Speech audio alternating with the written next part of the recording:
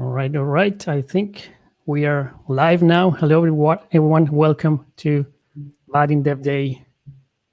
Yes, we are still virtual, online, but the important thing is that everybody is safe and healthy and happy to join the talks today. We have three amazing speakers.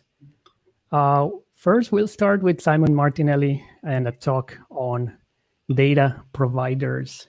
That's going to be very interesting, central to pretty much every Vaadin application. Then we'll continue with Leif Åstrand, and he's going to show some magic with JavaScript. That's going to be very interesting. And then we'll have Matti Tahvonen showing us what the Vaadin Flow team is working on. So don't miss out on that. Some housekeeping before we start. Let me see. Well, first of all, this is being recorded, so you will get the links to the recordings later. They're going to be, I think, available anyway on YouTube immediately. Second of all, remember to ask questions in the chat, and we'll try our best to solve them. All right. What else do I have to say today? We'll try to have very short breaks between the talks, so you get the chance to relax a little bit and then get the energy to pay close attention to the next talk and then the next talk, right? So yeah, that's kind of the plan for today. I hope I didn't forget anything. But before we start with the cool stuff, I'm gonna talk a little bit about the Vaadin community. So you see the Vaadin community online in many fronts. The first one is the Discord, the kind of a real-time chat that we have. If you are not there, you should definitely join this. If you are starting with Vaadin or if you have experience, there's always people hanging out there.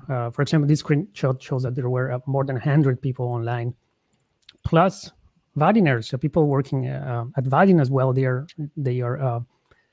there frequently, very frequently. So this is the best way to get quick answers. So join the Discord server. It's a pretty cool place to be. Of course, we have Twitter. Twitter, it's a great place for kind of keeping up with what's going on in the industry in general, and in Vaadin in particular. So we announce things like this event or new releases, new features, blog posts, everything. The Vaadin YouTube channel with more than 17,000 subscribers, so there must be some good content there. You have a small, short videos with tips for webinars and events like this one. So check it out as well. Getting closer to the code, we have the Vaadin directory with hundreds of add-ons that you can use in your Vaadin applications. But also you can publish those add-ons right there. So it's a way to contribute to the community. And of course, speaking of code and open source, we have GitHub with all the projects, most of the projects at least. Everything that's open source there, you'll find it there. You have a list of issues, for example, where you can see all the conversations that are going on there, vote for the issues that you think are more important, etc. And of course, report issues or even pull requests. So start the projects that you are interested in right there. So all these are ways to kind of interact with the Vaadin community. And so we thought we get a good idea to show what people are doing and to recognize the work that many of you are doing. And so I'm glad to introduce the Vaadin Community Award. Yay! So this is for you people working out there in all these networks, presenting at conferences, and we want to recognize the work that you have been doing. So how does it work? First of all, the winners are going to be nominated by other Vaadin Community Award winners, but they are selected by the global community every year. Of course, we need to start with something. So the Vaadin team is going to select the first 5 or so winners. So we get a team ready, right? Each person who wins this award is going to receive a certificate and a physical recognition token that I'm sure you're going to like. They're going to be listed in a page on vaadin.com. You'll get the moderator role on Discord, so you can also help even more the community if you wish. And you get a pro subscription for free as well. So 1 year, you'll be able to use this, all the products that Vaadin has to offer, right? So everybody is welcome to join. You need to be an expert like Eric here in this photo. If you are just starting with Vaadin, your contributions are as valuable. So everybody is welcome to join. Doesn't matter what's your experience with the framework. If you want to find more about this, I just published a blog post. And in fact, I think I have the link over here. I can show you quickly on the screen. But if you go to vaadin.com/blog, you'll find it there. All right. I guess that's what I wanted to announce. So hope to see just your reactions on these and your thoughts, and stay tuned because we are going to announce the winners of the first 5 winners or so of the Vaadin Community Award. All right, but let's get into the actual cool stuff today. So I guess we can start with Simon. If you want to share your screen, please go ahead. Yeah, let's check that the screen sharing works properly, because there was actually some artifacts on Alejandro's presentation. Oh, I hope it was at least a bit readable. Yeah, I think at least I was able to follow like 3/3 of the screen, but one was broken for some reason. All right. But we heard what you said, and that's the most important thing. That's the most important thing, yeah. Okay, I can also share the slides later. All right, so let's see if this works. At least it works. Yeah, from my looks perspective. fine for me. Yeah, Okay. all fine here. Great. All right, Simon, the stage is yours. Okay, thank you. Hi, I'm Simon. I'm from Switzerland. First, maybe some words about me. Sorry. I started my IT career already a long time ago in 1995. As you can see in the timeline, I'm in Java development for more than 20 years now, and I'm an active Java community member. I'm helping to organize Java User Group Switzerland, for example, or working in 2 expert groups of the Java community process. And I'm also a teacher at the university in Bern, have my own company since 12 years. And as you can see on the right-hand side, I started with Vaadin in 2019. So that's not entirely true, because I used Vaadin in the past as well, but not as intensive as I do right now, because currently I'm working on a customer project for around 2.5 years, and I'm using Vaadin every day. And that's probably also the reason why I'm invited here. And I'm very happy to be part of the developer day for Vaadin today. If you want to reach out, you can find me on Twitter, or also send me an email at the address here. I have some code to share. You will get the link to the code as well at the end. I hope to show you a lot of code and not too much slides. And yeah, let's go to the topic. As you can see, that's my current project I'm working on. So this is an ERP product that from a Swiss company. The product is sold to small and medium businesses in Switzerland. For example, companies that are selling office supplies are using this application. And currently the application, this one is the new one. The old one was written in Oracle Forms. Back in the days, the product is more than 30 years old already. And but to be relevant these days, it's no longer enough to have like a desktop client. You need some mobile client as well. And so they decided to move away from this Oracle Forms, and now we are working on the migration of Oracle Forms application to a modern web application made with Vaadin. And the important thing to show here on this screen is we have a lot of data. So this ERP system has around 2,000 tables. All the business logic is also stored in the database, like functions, procedures, in packages, and for sure also some Java business code we are building. But at the end, the UI more or less looks similar.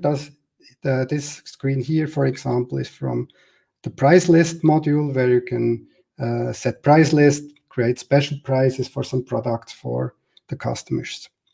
And what we see here, we see tables. So if you're looking at a data-centric application, you usually have components that are displaying more than just one record. And if you look at Vaadin, there are several of them. I brought some of the free components here. We have combo boxes, list boxes, selects, and we have what we've seen before, the grid and the tree grid. And now the question is, how does the data come into this multi-record components? And this is what I like to show you. And to show that, I created a small example. We have a simple entity model. So we have a customer. The customer has a list of orders. An order has an order date and a list of order items. And the order item then has a quantity and a product. And at the end, the product has a name and a price. So that's a very simple model. You can imagine a real system is the model much bigger. But this is enough to just show this example.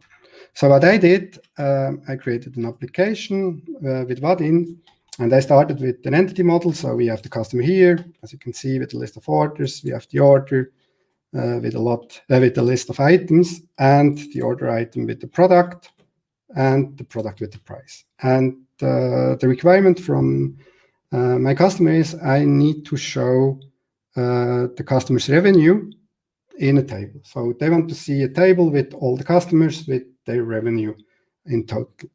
So as I'm a Java developer, I could go ahead and do that in Java. So what I did, I created a method here. That method is called getRevenue, and it gets the orders, uses a stream, then maps the total amount of the order to a double and makes a sum at the end. The total amount here does more or less the same. It iterates over the items and gets the price of the product and does a sum as well. So that's pretty easy. So I thought I create a table so we can create a Vaadin grid. I add some columns, the ID of the customer, the first name, the last name, and the revenue. And then I need to get the items.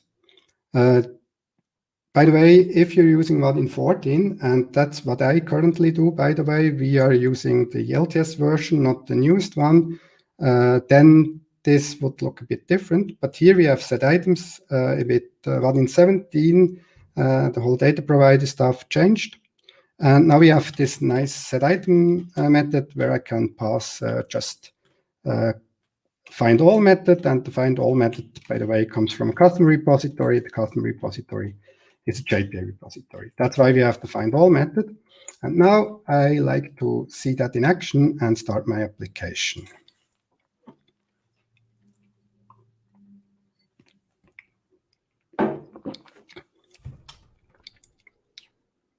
So let's see if this works. Application started. Let's move over the browser. And now we are here. So I have several versions of the same grid, by the way, just to show you. But I start with the customer revenue list. That's what I've shown you before. And then I have a problem. Now what's the problem? Let's have a look. What does it say? It says it cannot lazy initialize a collection. So that's a typical problem of Hibernate. So Hibernate has this concept of lazy loading. That means that's performance optimization. Because you don't always need like the collection of the orders if you're dealing with the customer. So Hibernate decides, it's better to have this one-to-many relationship lazy, so it gets reloaded if someone tries to access this list. But the problem is that we are no longer in the Hibernate session or in the JPA entity manager, if you like to, when the data gets rendered in the UI. So we have a problem there. If you're a Spring user or Spring Boot user, you know since Spring Boot 2.3, if I'm not wrong, there's an open session view pattern activated by default that overcomes this problem, but that's not a real solution. That's more kind of an anti-pattern, because this means that probably the lazy loading will take place in a different transaction, and you may get some inconsistent data. So I know that I can change this behavior here, and let's try. I can define here another fetch type, eager, and this I have also to do here, because this is the other lazy loaded collection. If I miss that, it will also fail again. And so let's try again with eager. And so I hope that Hibernate will load all the data if I'm executing find all. And let's see if this really works. So now let's try again, and now it works. But oh, what's happened now? Here you can see my console. There were a lot of SQL statements, and I can tell you it were about, I don't know. Let's see if I can find out how many we had.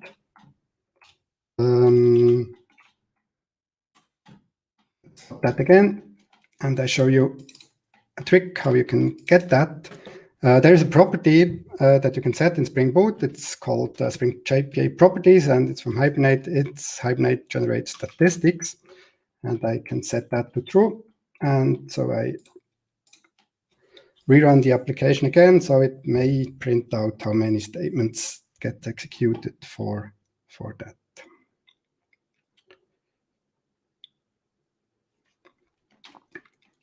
So here's the application back again, and let's see what happens now. It still runs forever, but I hope I will see the statistics at the end, and then we can go ahead and see that we had 3,107 SQL statements. So I tell you a secret, we have 400 customers in the database. Here, by the way, I'm using Flyway to create the tables and to insert also some data. And if I open this one, IntelliJ doesn't like it if I open this file, because this file is a bit large. It has 17,527 SQL statements. So I insert some test data. So the problem that we have now with this eager loading, that first of all, it creates a lot of SQL statements. This is so-called n+1 select problem, because what happens now is that Hibernate doesn't do a join, by the way. If I use eager, Hibernate will load first all customers, then it will go to the order and select for every customer. It creates a SQL statement to get the order. So we have one statement for the customer, 400 statements for the orders. Then it navigates to the order, and then we have, I don't know how many orders I have, but for every order it will execute a SQL statement to get the order items. And that's probably not what we want. So that's, first of all, it's a bad idea to have this.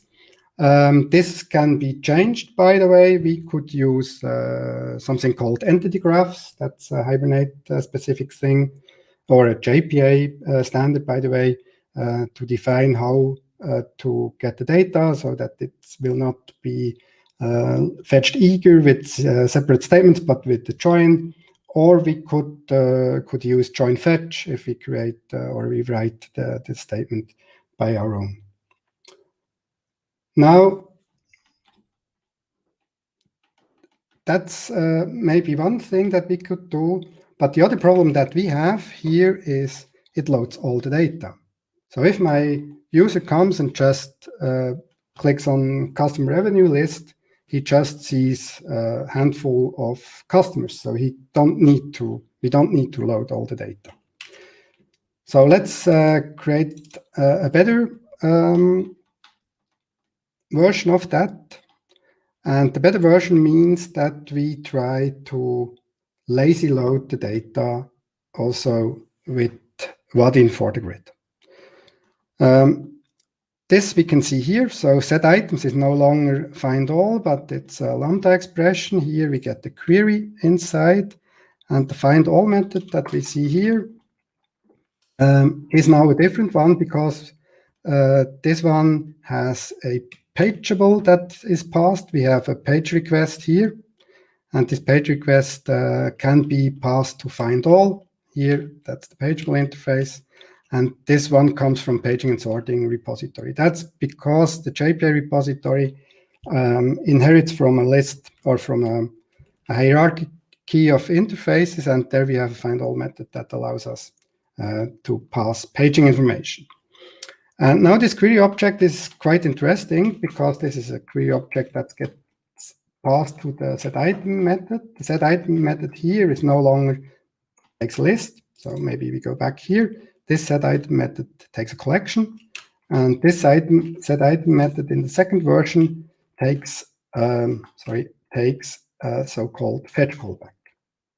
So this fetch callback then gets this query, and this query object now has several properties that we can use to improve the way the data is loaded.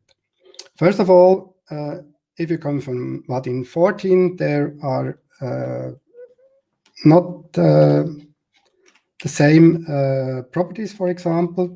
So if we have a look here, again, we see that we get a page and the page size. That's something that's perfect fit for Spring Data. That was improved in Vaadin 17. We also have, as you've seen before, an offset and a limit that could be used if you're doing pure SQL statements. Then it's perfect, because you can use offset and limit. Also, if you're doing pure JPA, you could use offset and limit. What you also get, and what we didn't talk about yet, is you get a sort order. So in my case here, I added to ID first name and last name the information that the column will be sortable, and I passed the sort property. That's just a marker. You can pass whatever you like to find out on what column the sort happened. And here is a Vaadin Spring Data helper. That's, by the way, if you create the project, this one is not the Vaadin standard, but this comes from this a Vaadin helper dependency. And there we have, for example, this to Spring Data sorter, because this is a very common use case that we have here, that we want to transform the query sort order to a Spring sort order. And now with this implementation here, that's the second one, customer revenue paging. You've seen the loading indicator is still there, but it's much better. So compared to that one, and if we have a look here, this runs forever. And if we hit here, it's a bit better. It just creates 387 statements, but it's still a bit slow. The difference is that now we have we have a paging. There's default page size. I didn't configure anything, and so Vaadin is just calling or getting some of the data, not all. But there is still a problem. So that's great now, because if you're coming from Vaadin 14, you see that I just have a fetch callback. If you know Vaadin 14, you know that with Vaadin versions 14 and prior versions, you have also to pass a count callback. So that's no longer necessary. And that's also a good thing, because in my case here, I could easily provide a count. And but if you're getting the data, for example, from a REST API, then you usually don't have a count. So you don't know how many elements you get, but maybe your REST API allows paging. So you're good with this one where you just have a fetch callback. But the problem with only having a fetch callback is that, so you now have, please have a look at the scroll bar on the right side. What happens with the scroll bar if I scroll down? You see it jumped up. Now it's smaller than before. And if I go there, it jumps up and so on. So the problem here is that Vaadin doesn't know how many elements that we really have. And if you want to improve that, you have two options. The first option could be you can't provide any count. So you don't know how to count the elements. And there is something new, like you can set an estimate of the count. So first of all, something is also new with Vaadin 17. You see that the set items return a data view.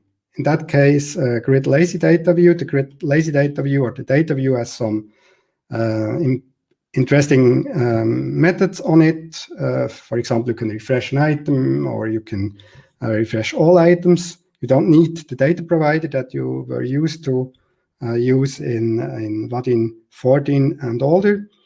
But now you have a data view, and on this data view, you can set the item count estimate. So let's try this one. That's the one with the estimate. And now we still have the same loading behavior, so still 387 SQL statements. But you see the scroll bar is smaller and has the right size, because I know now it's 400, but that's just because I know it. Usually you don't know how many elements you have in the database, but it improves the handling on that. If you want to make it perfect, you can you can add the count callback as well. So here we have this count callback. So we have a set item method that allows us to pass a fetch callback and a count callback. And here in my case, I'm passing the count of the customers. To be honest, this is not correct, because the find all here may work now currently because I have this eager loading. So find all will return all customers. But if I would do that with a join, with an inner join, then I probably wouldn't get all customers. Maybe we have customers that never bought anything in our store, so they don't have any orders, so the count is not correct in that case. But for my case, currently, that's good enough. So let's get back to the slides and check this data provider thing. We've seen already two of them. We've seen the different types here on the left and on the right side. We have a in-memory data provider, that's the one that we used first. So there's a list data provider can pass a collection to set items. We've seen that. So this will create this list data provider.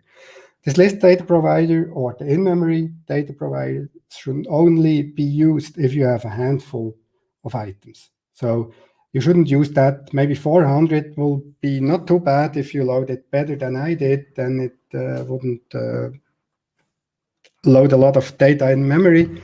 But if you have thousands of data records, then maybe it's not a good idea to have that in memory. Because of that, you have this so-called backend data provider on the right-hand side, on the left-hand side, and this will have this ability to do the fetch and the count callbacks to get a lazy loading mechanism. Here in the center of the diagram, it's the hierarchical data provider, because we also have components. That's the tree grid, where data in a tree is displayed. And this hierarchical data provider comes also in two flavors. You can have it with an in-memory data provider or with a fetch or a lazy loaded data provider. By the way, that's only a simplified model. You have a lot of more intermediate components here, or classes and interfaces. So to summarize, first step, we saw that in-memory is maybe okay for a small amount of data, but not in our case. We maybe want to improve that. And that's why we have this lazy callback method where we can pass this fetch callback. Simon? Yep. Yeah. I think Matti has a question or a comment. Yeah, or just a comment actually. I noticed that there was some questions on the chat about a Vaadin helper that was mentioned, because you use this one handy helper that kind of transforms the Vaadin query method into Spring Data query method. There is actually a similar method in the Vaadin Spring these days. So if you use the latest versions of Vaadin Major, it is there. So you don't need this helper library just for this case anymore. So just use the latest version, and then you have almost the same kind of method, which is doing exactly the same thing. I know that because I actually wrote that piece of code. My team is super scared usually when I'm writing some code, but this is my contribution during this. Okay. This week. Perfect. Great. I didn't know that, so that's great. I will change the example after the talk for sure. So let's get back to the query object. I already mentioned it. Get offset and limit is clear, page size and page size as well. What I like to mention is the query sort order. You get a list of sort orders. The sort order also have the information which column is sorted plus in which direction. So you get ascending or descending. And it's a list. So the grid, for example, in Vaadin allows multi-sort. So you can sort at the same time by multiple columns. That's why there is a list. There's another method on this query object. It's called getFilter, and it returns an optional filter.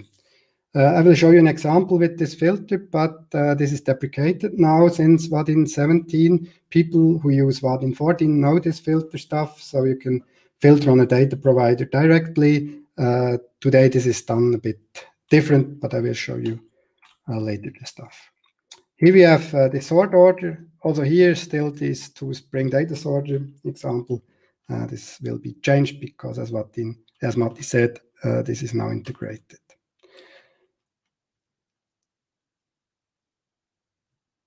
Now, again, this lazy data view that was improved with the count callback.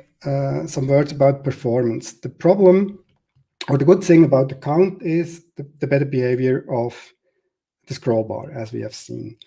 But there also comes some disadvantages with that, because depending on the query you are doing, you have to create the same query to count.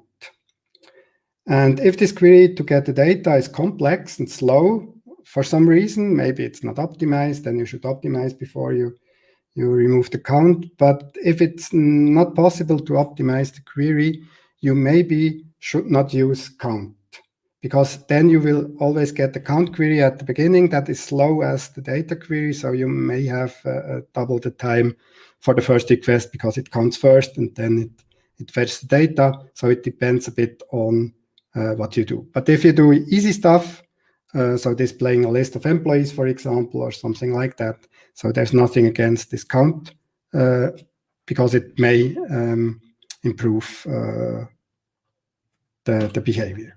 So the count estimate we had. So now let's, before we go to filtering, let's see how we can improve that, because we still have a lot of queries. Here we have 404 JDBC statements. That's probably not the way to go. And there is a great thing, or there are various great things with JPA and with Spring Data. One thing that I could do, and that's what I did, is I could use so-called constructor expression. So instead, letting Spring Data generate the query, I do the query myself. And the only thing that I have to do, I have to write the query. By the way, if you're not using Java 16, that is text blocks, or that's called text blocks. Here you can have multi-line strings with Java 16. And this is very handy for exactly this case, like if you're embedding SQL statements or JPQL statements. And what I did here, I created two queries. So I have a count query here on the lower side and here on the upper part of the method of the class, I have a method that is pageable and has a name. So I will show you filtering as well. So what I do here is I do select from the customer, join orders and items. And because I join here now, I will probably not get all customers because I don't know if all customers have orders. So that's why I have an account query on the other side that does the similar thing as the fetch query at the end. And then I do some filtering by first name and last name, and I group this by the customer. And then the interesting part is this here on top, because I do not return a entity. In my opinion, JPA entities shouldn't use if you're searching data. So usually, if you're looking for data in the database, you will get back kind of a projection. So you will not need the whole entity if you're getting a list of data, because usually you want to display it in a grid like we do, or you want to send it over HTTP in a REST response, for example. So there is no need to create entities, because entities have, for example, relationships that are lazy loaded. You have to work around this problem that we have seen before. So it's probably better just to create a projection. One way to do that is with constructor expression from JPA. It's called constructor expression because of the new keyword here. So with the new keyword and the full qualified name, by the way, you have to fully qualify the name because this is not an entity. If you have entities, you don't need to full qualify it. We can create an instance or instances of customer info. And it's also called constructor expression because all the attributes that I'm passing here are sent to the constructor of customer info. That's the way it works. It works with DTOs. It works with normal classes. If you're using Spring Data, you may also have this so-called interface projection that does similar, but that's maybe not as handy as this one. Because let's have a look what this is. This is also something new from Java 16. That's a record. Record is an immutable data structure, like a value object, where you simply have a constructor like this.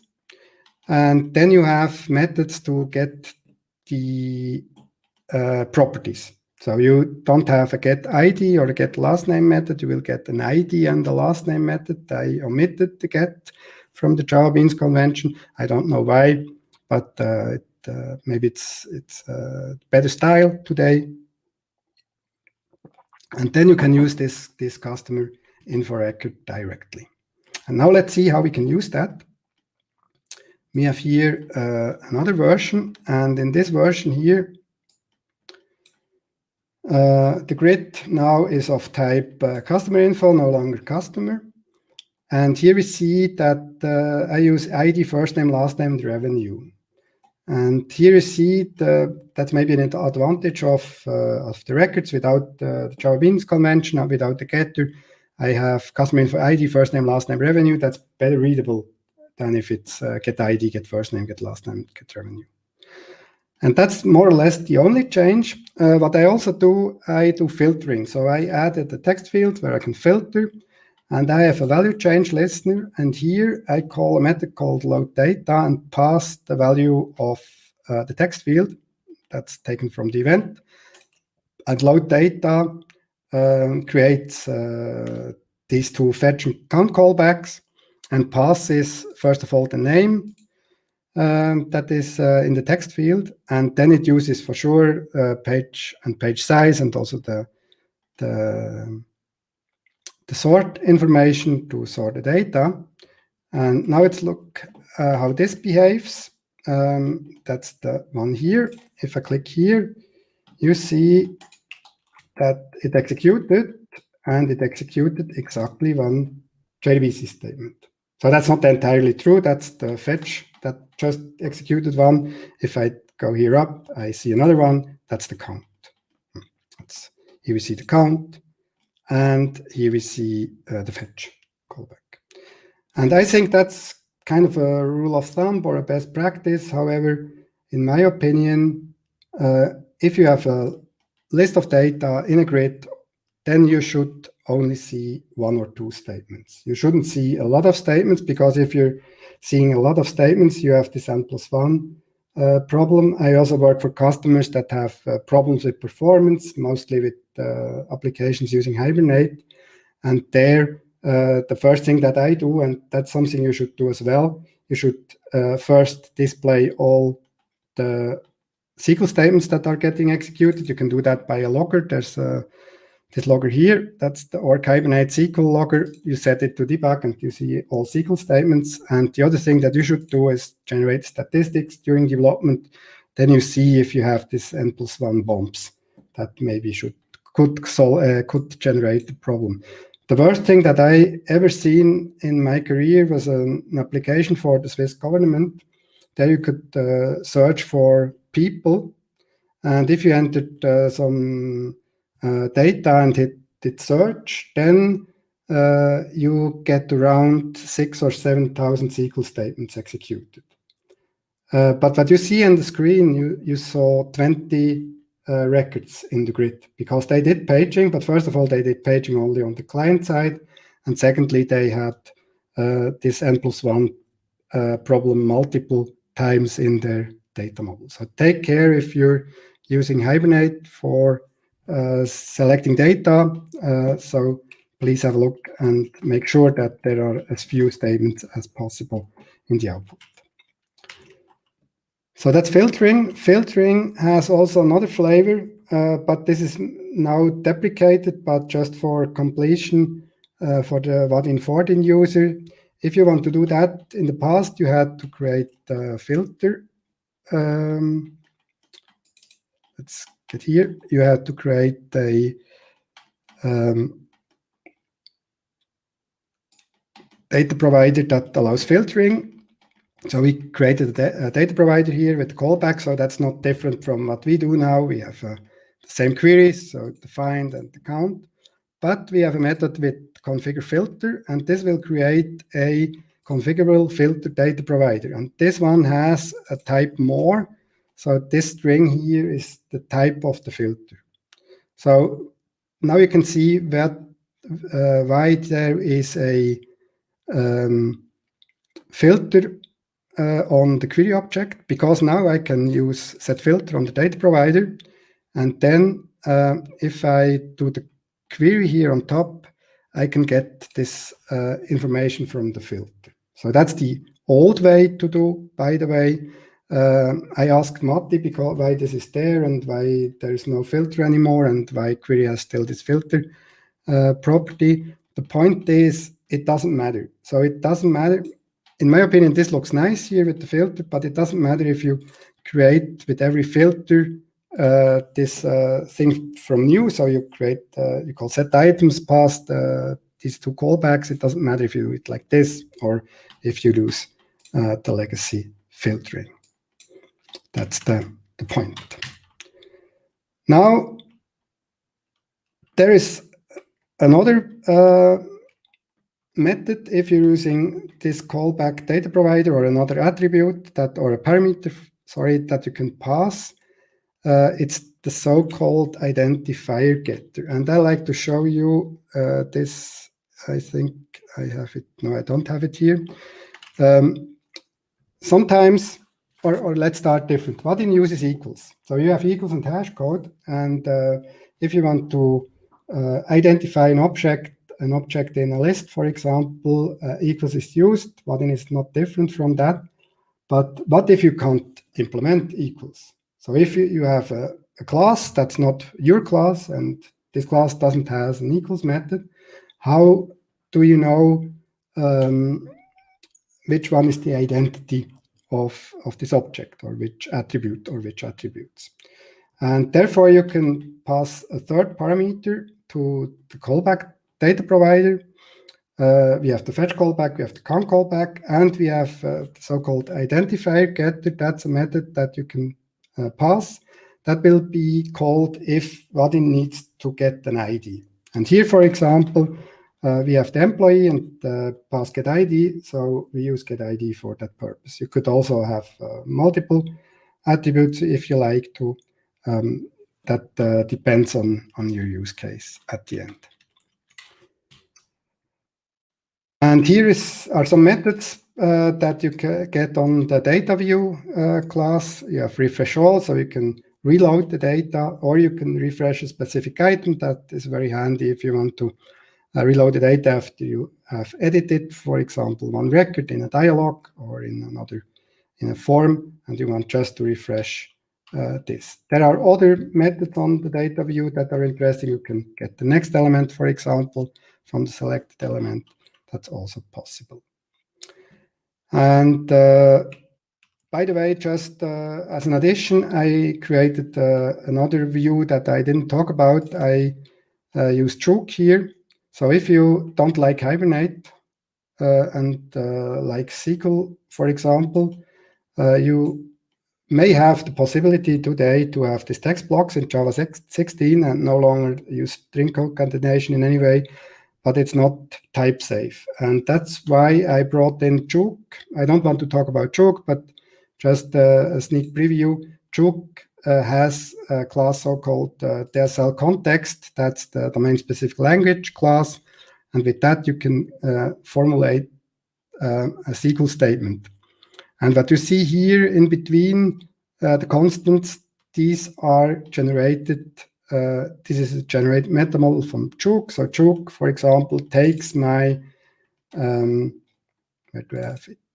My SQL DDL statement, for example, with all the elements, analyzes this, and then at the end it generates some data. So we have some sources. So we have, for example, for every table, we get the class, and then we have records to read the data or write the data, and that's a perfect fit again for Vaadin, because now we can use the fetch provider with Juke, and what we get back is, for example, the same customer info. So here we have a fetch int2, so that does the mapping more or less the same as the constructor expression does, or we can use directly a customer record that is also generated. The nice thing about that is if you want to create a condition, you can write the condition, because these are kind of predicates that you can join then with and or whatever. So you get a nice syntax to define your conditions for the SQL statement, for example. But that's just an idea. I like Juke. I use it a lot in my current project because we have so many tables and we have a lot of store procedures and functions, and it's very easy to access that with Juke. But coming back to the example, I made the last example with an employee. So this employee has a supervisor and some directs, and the boss on top has no supervisor for sure. And this is now a tree, and we want to display the data like in a tree. So we have here the employee tree, that's the yellow lane is the boss, and then we have several or two managers with both 5 employees at the end. And now the question is, how do we display this? And this can be easily done with a hierarchical data provider. And here we also have this example in the employee tree view. And here we see we create a hierarchical data provider with the type. And then we have 3 methods to implement. We have to implement getChildCount, so that's pretty easy. I count the elements with where the supervisor is null. In my case, it's just 1. And then I count by supervisor to find to get the childs. Here with the hasChildren method, I count by supervisor again. If it's bigger than 0, then there are children. And the fetch callback at the end gets the data. If the parent is null, then it's top level. We get the supervisors by null, and otherwise we get the supervisor by its parent. So it's super easy to create a tree-based data structure and to display data like this. That's the same. And even here we have also the query. So I don't use paging, by the way, here, because I know that I don't have a lot of data. But if I had a lot of data, I can use the query because it's the same. It also extends query. So we have offset and limit, page and page size that we can use directly in the hierarchical data provider as well. And to summarize, maybe take care if you use JPA and Hibernate. I see so many performance issues with that, not because Hibernate is bad. So I don't want to make the impression that Hibernate is a bad thing, but Hibernate comes with some features, I would call it, like lazy loading, that you have to be aware how it works to get the best out of Hibernate. Because Hibernate is great if you want to load and write tree-based data structures or graph-based data structures, then it's a good thing. But you should really consider using projection. And Java records with the Java 16, that's a great thing. That's a perfect fit for Hibernate to read-only data that you want to display. For example, in a grid, that works very well. And to go back to Vaadin, Vaadin is really a great framework, and is especially great framework if you have data-centric applications. So if you build something like the ERP or a list of customers, a list of employees, whatever, Vaadin works very well. And not to talk about all the thing with forms and binding, just the existing of this lazy data providers that reduces memory, enhances the performance because it doesn't load all data. That's really, really great thing. And again, to finish my talk, check the SQL statements. So you should always have the Hibernate logger turned on if you're developing to see if you produce the n+1 select problem anywhere in your code. Yes, that's all from my side. Are there any questions? Thank you, Simon. That was a very good presentation. But what you were the first ever external guest to a Vaadin Dev Day event as a speaker, that is. So thank you very much for joining us on this event. I really enjoyed the presentation. I hope we can get you in future editions of the event.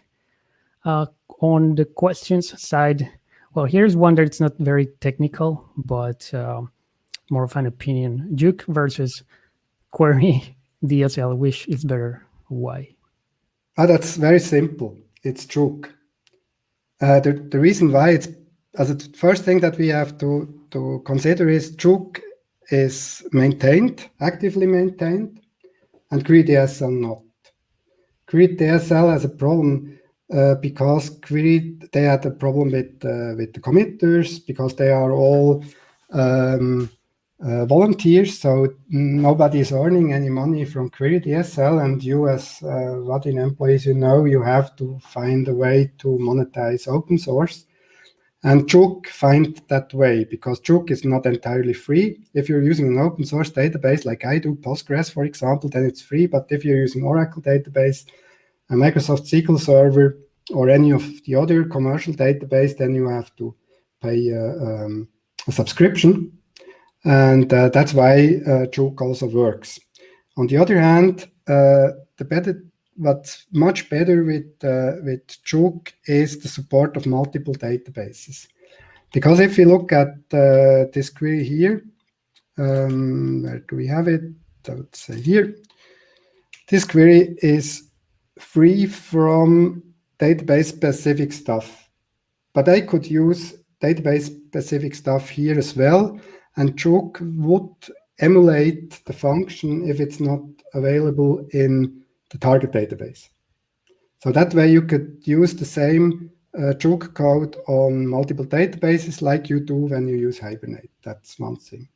And the other thing is Vaadin Juke has a lot of support now for example for JSON or XML data structures, so to load hierarchical data in a SQL statement. That's all integrated in Juke as well. Juke has a lot of other stuff, like you can have a You have multiple callbacks when you execute the query. You can do things. For example, we use Jook, and we have kind of a UI builder integrated where the customers can change the behavior or the look of the UI.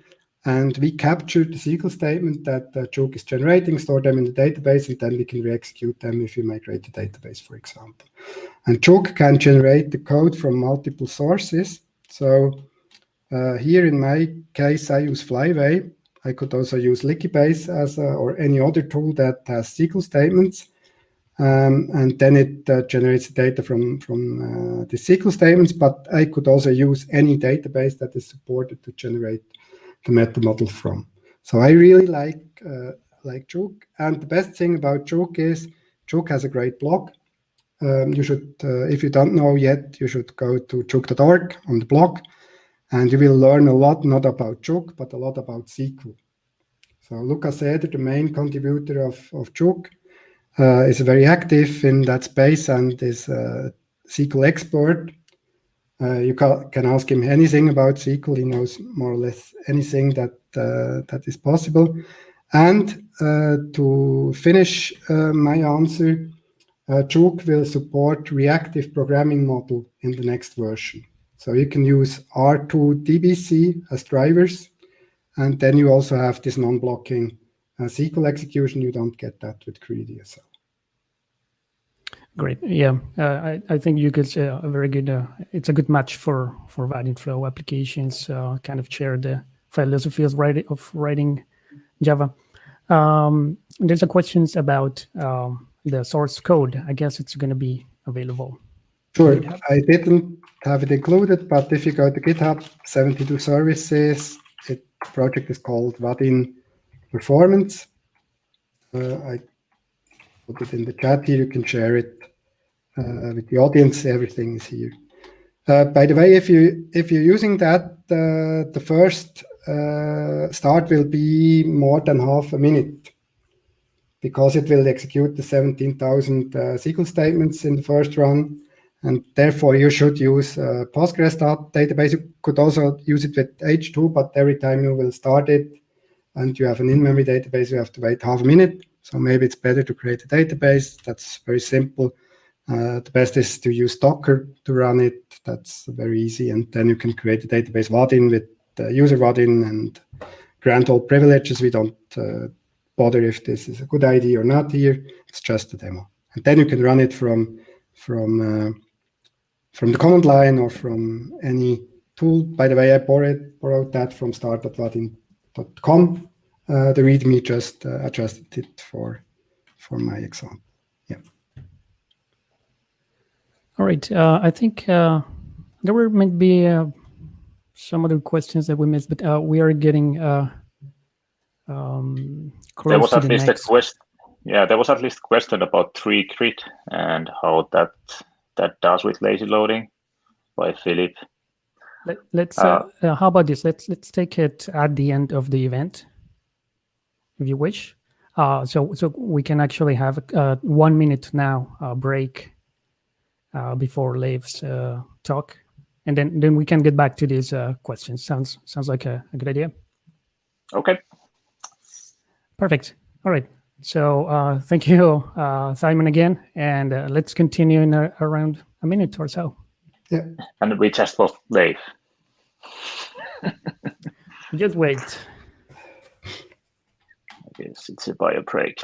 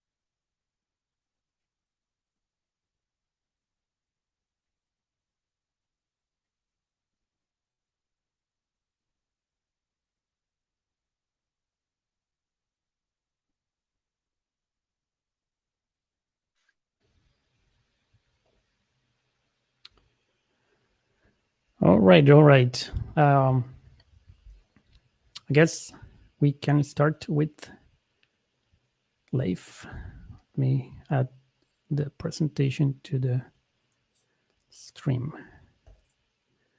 All right, Leif, take it away. All right, thank you. So hi, my name is Leif. I don't have any slides for you. I will just show a bunch of things live. I work as kind of do-it-everything on Vaadin. I mostly do architecture-related stuff, but I also do all the other things that nobody else does. And yeah, what we're going to talk about today is this thing in Flow that is named executeJs. And it's a really powerful thing that lets you embed or integrate any kind of JavaScript thing in your Flow application. Because if you really think about it, your application runs in the browser, which means that anything sooner or later will happen as JavaScript that happens in the browser. So by speaking directly JavaScript, you can kind of do all the things that you could do in any other kind of application. So you can kind of break the limitations that you have from just server-side Java. Two different things that these are useful for. One is to integrate different kinds of components, like for instance, all the Vaadin web components that you use, like the grid and the button and so on, they are implemented in this way. But also if you go to, for instance, the Vaadin directory and find lots of different components there, like Google Maps and lots of other things, they also use the same mechanisms. And the other thing that you can do is to, when you have an existing component or something, and you just want to tweak something that isn't supported with the Java API, then if you happen to know that, okay, this is still possible to do somehow with JavaScript, maybe because it's integrating something with more features or something, then you can also just kind of hack yourself into it. The example I will be using to show this concept for you is a grid implementation. So I tried to come up with what's the kind of suitable, difficult thing, but still manageable to do. And since Vaadin is, like we saw in the previous presentation, all about lots of data, then the grid is perfect for that. So you can actually, if you want to follow along here in the GitHub repository, and these steps here are basically what we'll be looking at. So to get started, I have cheated a little bit. This is the first version of this application or this grid integration. And it doesn't look like much, but you can see that there's this border here, and that's actually where the grid ends, but it's completely empty. And to do this, this is all the code I have. So, or actually starting here, we have a view that just creates our new custom grid class component and adds it to the view. And what this does, it has a bunch of annotations. It has npm package saying that we should load a JavaScript package from the npm registry, and we also define a version of it. Then I have @JS module telling Flow that whenever this component is used somewhere in the application, then this script file or the script of this module should be also included in the bundle that is loaded. And then finally, I'd have @tag, which again says that when an instance of this component is created and added to the application, then in the browser, the counterpart there should be use Vaadin-grid as the HTML element name. And that's all we need to get the grid there. But of course, that's not all we want to do. So we actually want to get some data in here. And always, when you want to do any kind of JavaScript integration, you should start with thinking, how would I do this without Vaadin or Flow basically at all? How would I do it if I just would build this in a client-side application, or basically what's the kind of native way of doing things? So that's also what I will be looking at here for the grid. So looking at the documentation, I see, well, here we have a grid with some columns and some data. So let's see how that is done. And looking at the source, we see that, well, we have a Vaadin grid element. It has an items property, which I see that, well, okay, I don't see it here, well, but I know it that it's just a list of items. And then for each column, there's a Vaadin grid column as a child, which just has a path attribute defining which part of the data it should use, and then also the header caption is directly based on that. So let's build that for our grid. So I want to get those columns first. I want to have an ID column and a value column, and these are the paths I want to use. So then for each of those, I create a new Vaadin grid column element like this, and then I set the path attribute, and then finally I need to add this to the grid, and to do that I get the element that is kind of backing this grid component, and then I append the column as child. And the next thing is to get some kind of data there to see that we're doing. So I want to get a range of numbers and just create one object per number there from 1 to 100. And I want to have these as generic JavaScript objects, so JSON basically. This is an item. And then for each item, I put in an ID property, which is the index. And then I put in a value property, which is value, and then just the index. And then I need to return the item. And then I want to collect these into a JSON array. There is in Flow an internal helper, JSON util as array, which does exactly this. You should maybe not use it because we don't promise to maintain it, so you might have to do this manually, but I'm cheating a little bit here. And then we get the element and set a property items as JSON. So this is all we would need to do here. So what we're doing here is we are kind of creating child elements. We're setting attributes on those. And then we're also creating a more kind of complex data structure and setting that as a property. And in HTML, you have these kind of almost similar but quite different things, which is attributes and properties. And attributes, that's what you set kind of through HTML. So for instance, if you look at this example, then path equals and then something, that's an attribute. Properties, on the other hand, they are set as JavaScript. So you cannot just from native HTML set properties. But for instance, this example uses lit HTML, where you can use dot something, and then you actually can use a JavaScript expression. So in that way, you can assign properties. In most cases, these are kind of one-to-one, so the same element supports, for instance, path could also be set as a property. But there are some special cases where that's not working. But anyways, now with these couple of lines of Java code, I now have this grid with 100 items here. The next thing I want to do is to make so that I can select items in this grid, because now if I try to interact with it, I can select text, but I cannot really kind of select items. And again, looking at how would I do this manually. So here we have a single selection example in the documentation. If I click a row, then it's highlighted. If I click another one, that one is highlighted. If I click that one again, it's de-highlighted, and so on.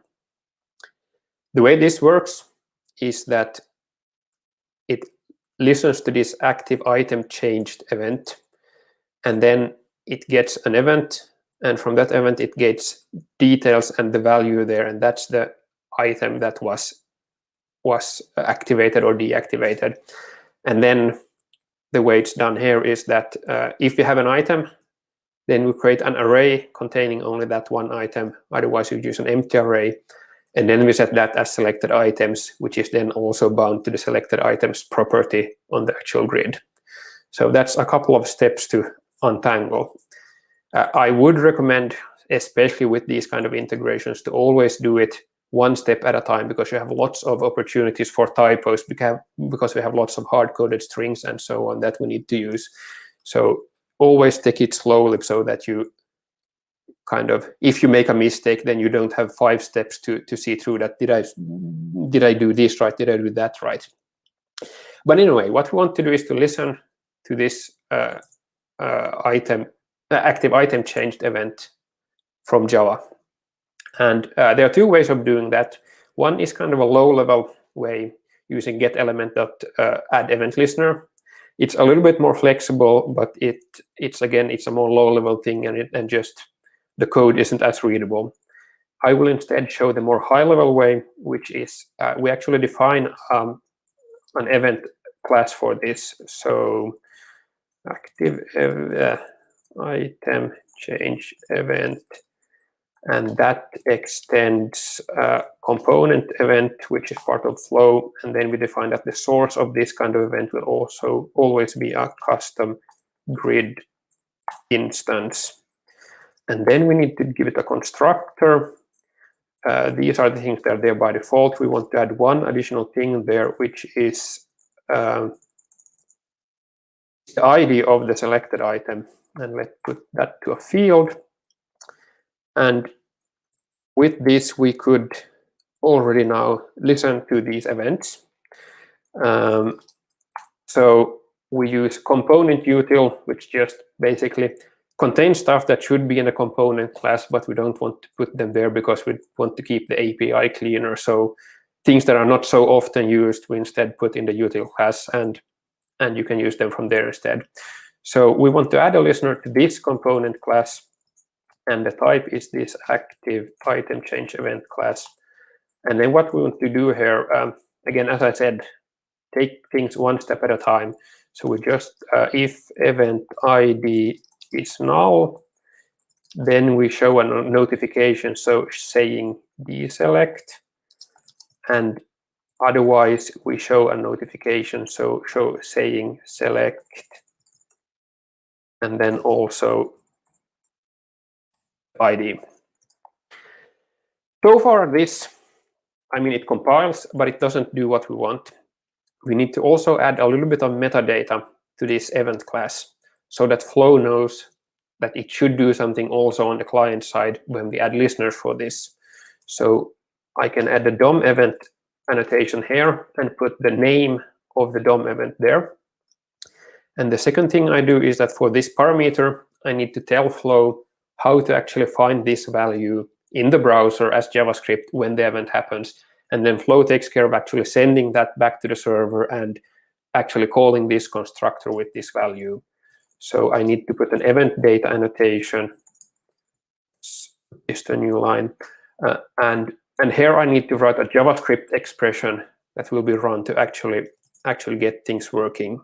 So it's something along these lines, except that it will be event is the name of the event object here, and then I want to get the ID of the item that was selected. Which is kind of the same ID that I sent here in the JSON. But then also, in case nothing is selected, value will be null. So then I use this new-ish JavaScript feature to, if value is null, then this expression returns null. Otherwise, it uses value.id. One word of warning here is that these JavaScript snippets will be used directly as is. And this is a so new feature that it's not supported in all the browsers supported by Vaadin. So this won't work in IE 11, but I won't care about that. So now if you go to this demo, and now when I click something, we get a notification there saying select or deselect if I click the same row again. So the next step then is to also set these selected items. And to do that, I will need to, here in this event handler, I will need to set that property. But actually see in the documentation, I cannot use just the ID. I need to find the item itself. But in this case, it would be quite waste of bytes to take the whole item and send it to the server just so we can send it back again. So instead, I will just pass the ID back and forth, and then instead use a small JavaScript snippet to find the item from the items property that we have already populated. So to do that, I do get element and execute JavaScript. This is kind of where all the magic happens. And what I want to do then is this dot selected items. This refers now to kind of this instance. And that's an array that contains one item, and that's this, which is again the grid dot items, and then one of the items from there. Here I use a placeholder variable that I define the value of as event.id. And this thing here, it's kind of like a prepared statement in SQL, but the kind of JavaScript corresponding thing in Flow. So I could, in theory, instead do string concatenation, but then if I'm not careful, we might get cross-site scripting vulnerabilities and so on. So always instead pass things as value or as parameters in this way. And then for the deselection thing, I'm just passing an empty array there, and I don't need to put any parameter to that. So in this way, we should now see that items can be, or rows can be selected. We can deselect them. We can select something else. So yeah, awesome. We're almost done here. But there's always a but.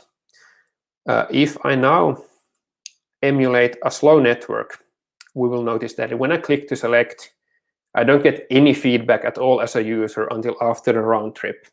And that's not really that nice. So what I want to do instead is to make it so that immediately when I click on the client side without involving the server at all, we will update the kind of visible selection here.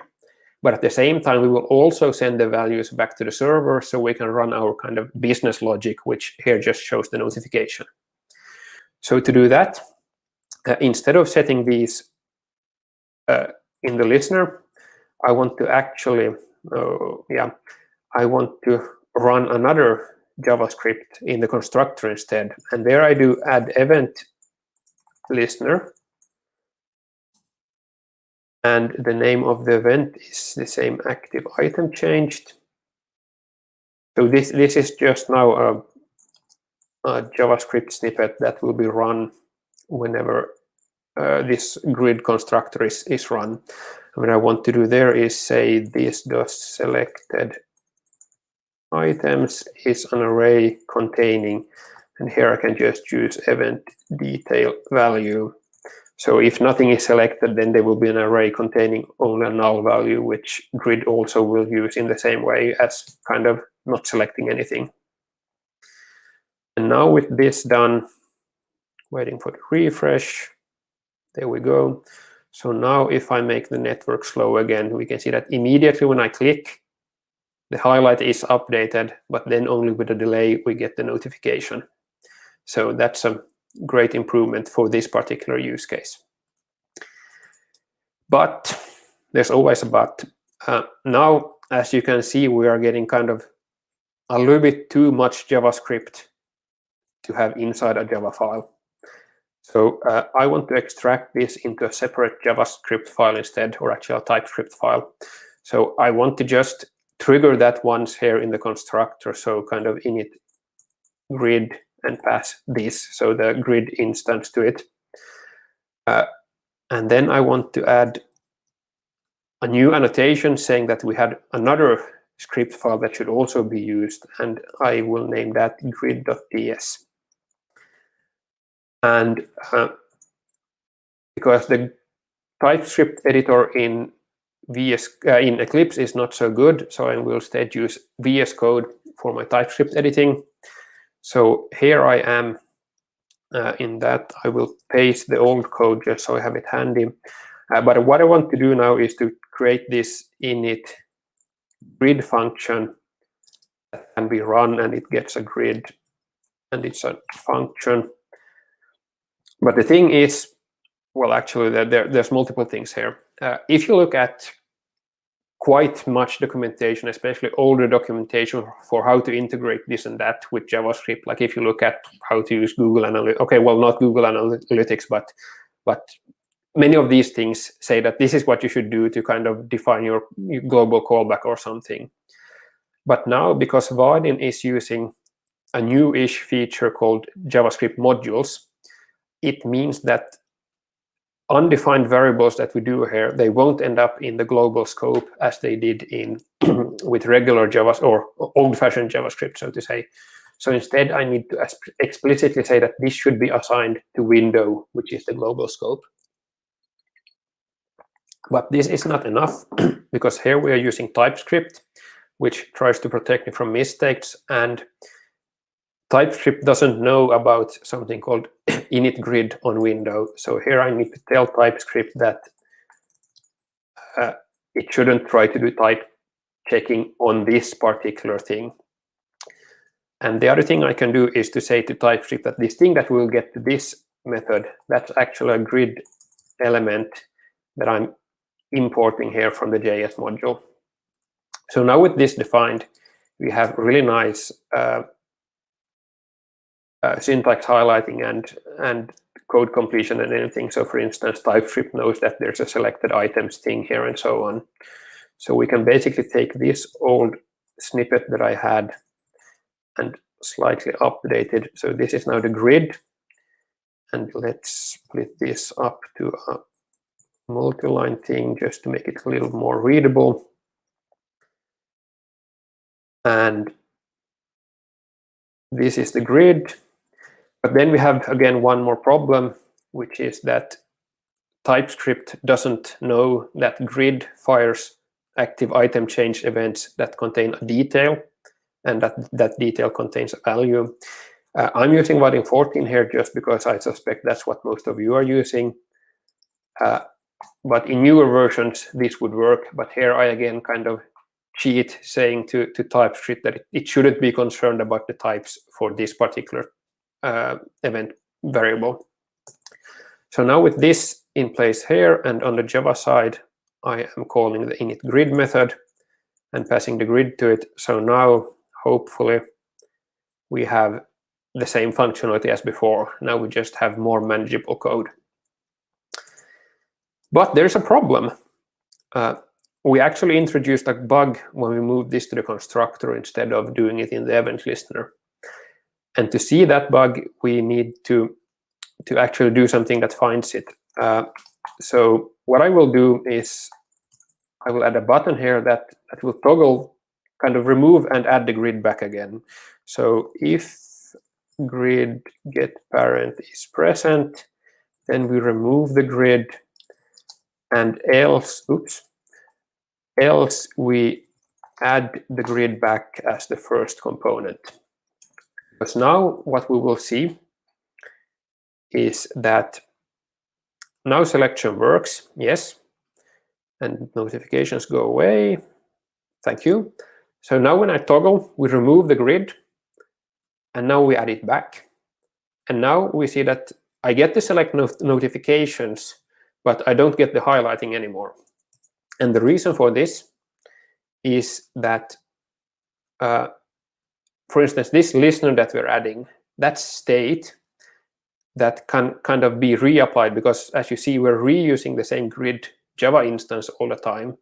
But on the client side, a new instance will be created, because when we completely remove the component, then it will become garbage collected on the client side and completely removed. So then when we add it back, a new instance will be created.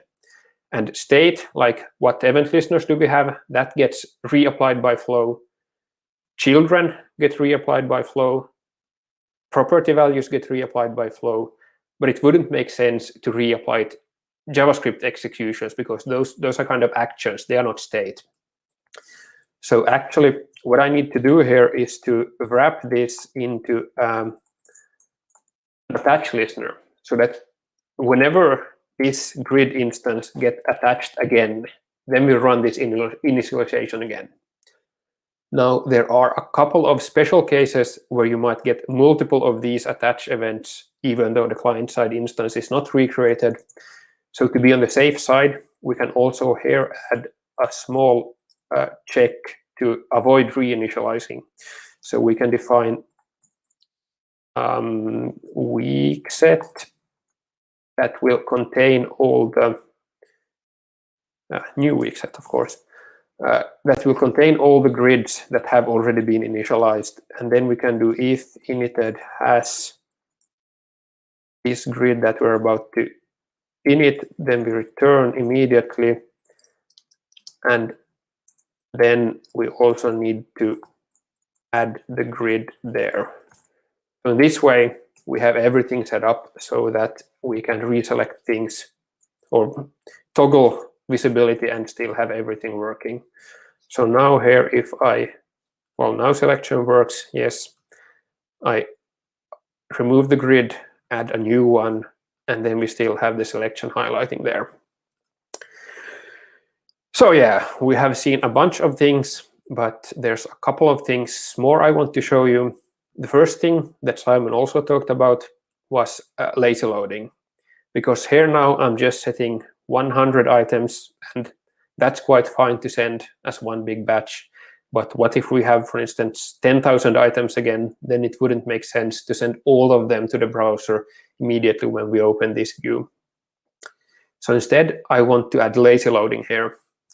Now, this documentation page is still being worked on, apparently. It actually says work in progress here. But if I go to the API documentation, I will find how to do lazy loading with the grid web component. And the way it works is that I need to set a data provider property on the grid.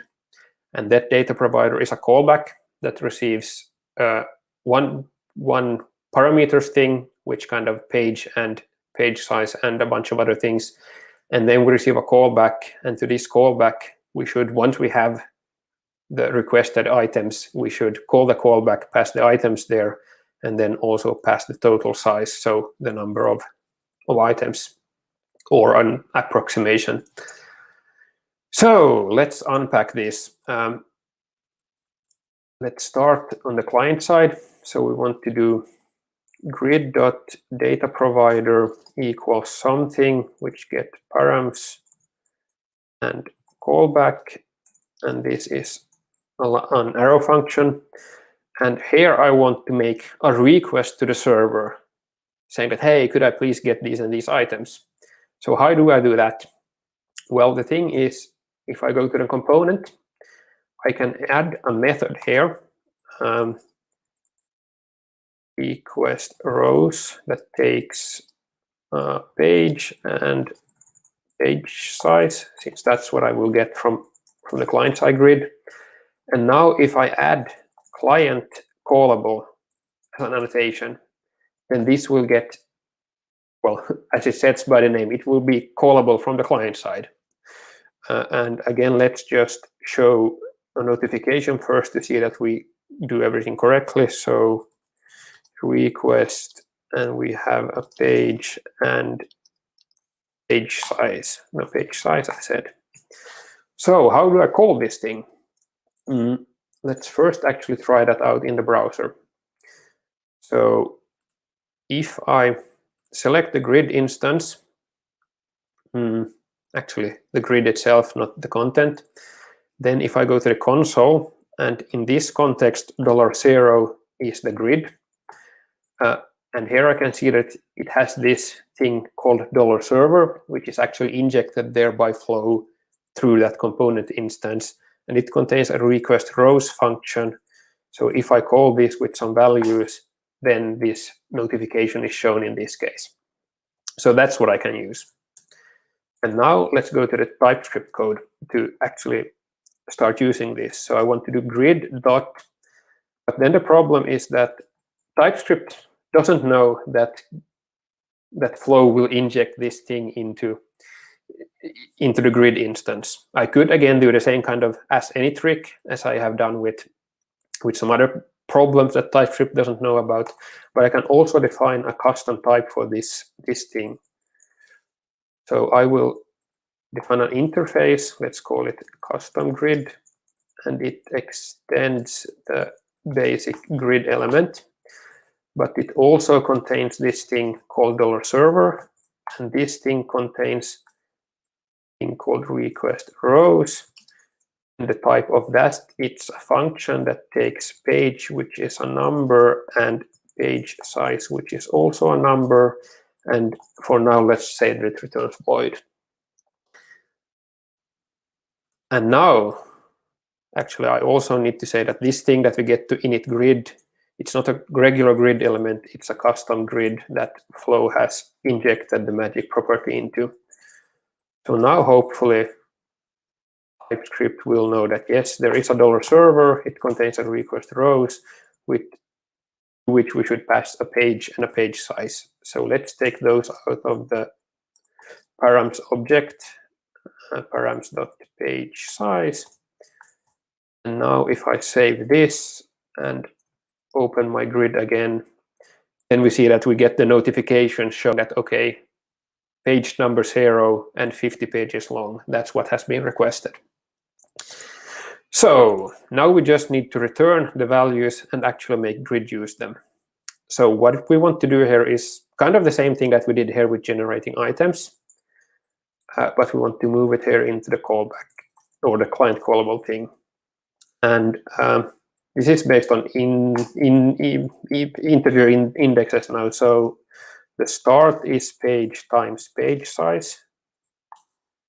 And then we can see that we should start at start, and we should go on until we are at start plus 1 page size. So then we will get the right items for this request, and then we can just return those items. Need to update the return type of this client callable method. And that's all we need to do on the server side. Now on the client side, no, actually client side, I said here we have the client side code. We need to get this value back. So this thing, it doesn't actually return void. It returns something asynchronously because we're doing a server-side kind of request and then get a response back later. So it's a promise. That's the JavaScript way of saying it will happen later. And what we have here, we have basically an array of something that we don't need to know anything about. And now with this, we can directly use promise is kind of like completable future in Java. So you can do .then, and then you pass a callback that gets the value. But JavaScript also has this very convenient thing. I can mark this callback or this function as asynchronous, and then I can just await the value. So these are my items that I await, and then once I get them, I will call the callback, and I will pass the items. And if I would do this properly, I would also have fetched how many items we have from the server. But now I will just put a hard-coded number here just to keep things simple in this demo. Now with this, we have items in the grid, and we have lots of items, or more exactly, we have 10,000 of them. And we also see that kind of as I'm scrolling, it's making new requests all the time and always fetching kind of 50 items at a time. So now we have the perfect grid. There's still a couple of small features they also want to show you, but they don't really make sense in this grid anymore. So I will just show them kind of as standalone things here. The first thing is there's a shorthand, because quite often what you want to do is just to call a function on the custom element that you're integrating. So let's create a scroll button here. And what I want to do is to get the grid instance, get the element, and call JS function. And scroll to index is the name of that thing I remember from the documentation. So this actually shows two things. It shows this call JS function. It's just a shorthand instead of doing this .scroll to index and pass $0 into it.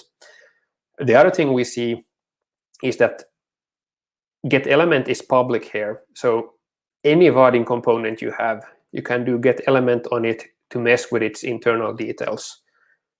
With that, you can do lots of interesting hacks and tweaks and stuff. You can, of course, also make the thing not work at all. You can break it, but in many cases, it's useful if you have some really small thing that you know can be done with a JavaScript integration. So now we have this scroll button, and when I click it, I scroll to row with index 42, which is exactly what I wanted. The next thing that is sometimes useful is to get values back from JavaScript into Java. And to do that, we again do grid get, not get children, get element. And we want to execute some JavaScript stuff. I don't want to pass any parameters to it. So what I want to do, just for the sake of the demo, to get the width of this grid. So this dot offset width, where offset width, come on, like this is the JavaScript way of seeing how wide in pixels an element is. And then this thing is also thenable in a way. So I can get it as either just consumer that gets a JSON value, or then I can directly convert it to some basic type. So in this case, I want to have a double pass and a callback getting a value. And again, just showing a notification, the width is, oh, it's value like so. So now when we run this, we'll get a new button.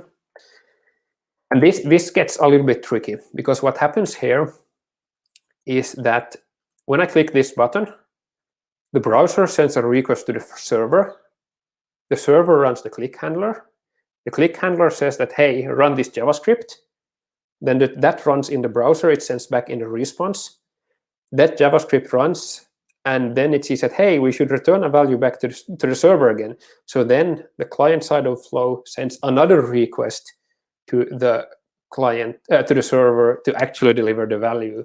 So that's also where we need to use this asynchronous kind of callback, waiting for the result to come later instead of just getting it immediately.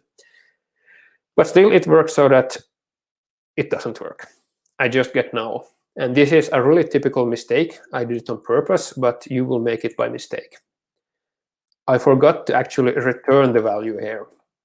So whenever you try to get a value back and you just get null, sometimes you actually do something that produces null, but in many cases you just forgot the return statement here, because this can actually be, it can be a long JavaScript snippet. You can have like multi-liner with semicolons in there and so on.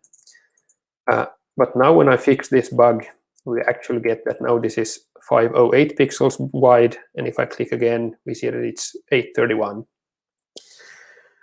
So that's getting values back. Or another way of getting values back, because we also get values back with as events, and in a way this client callable that I showed you can also be used for getting values back. But in different use cases, different things are valuable to use.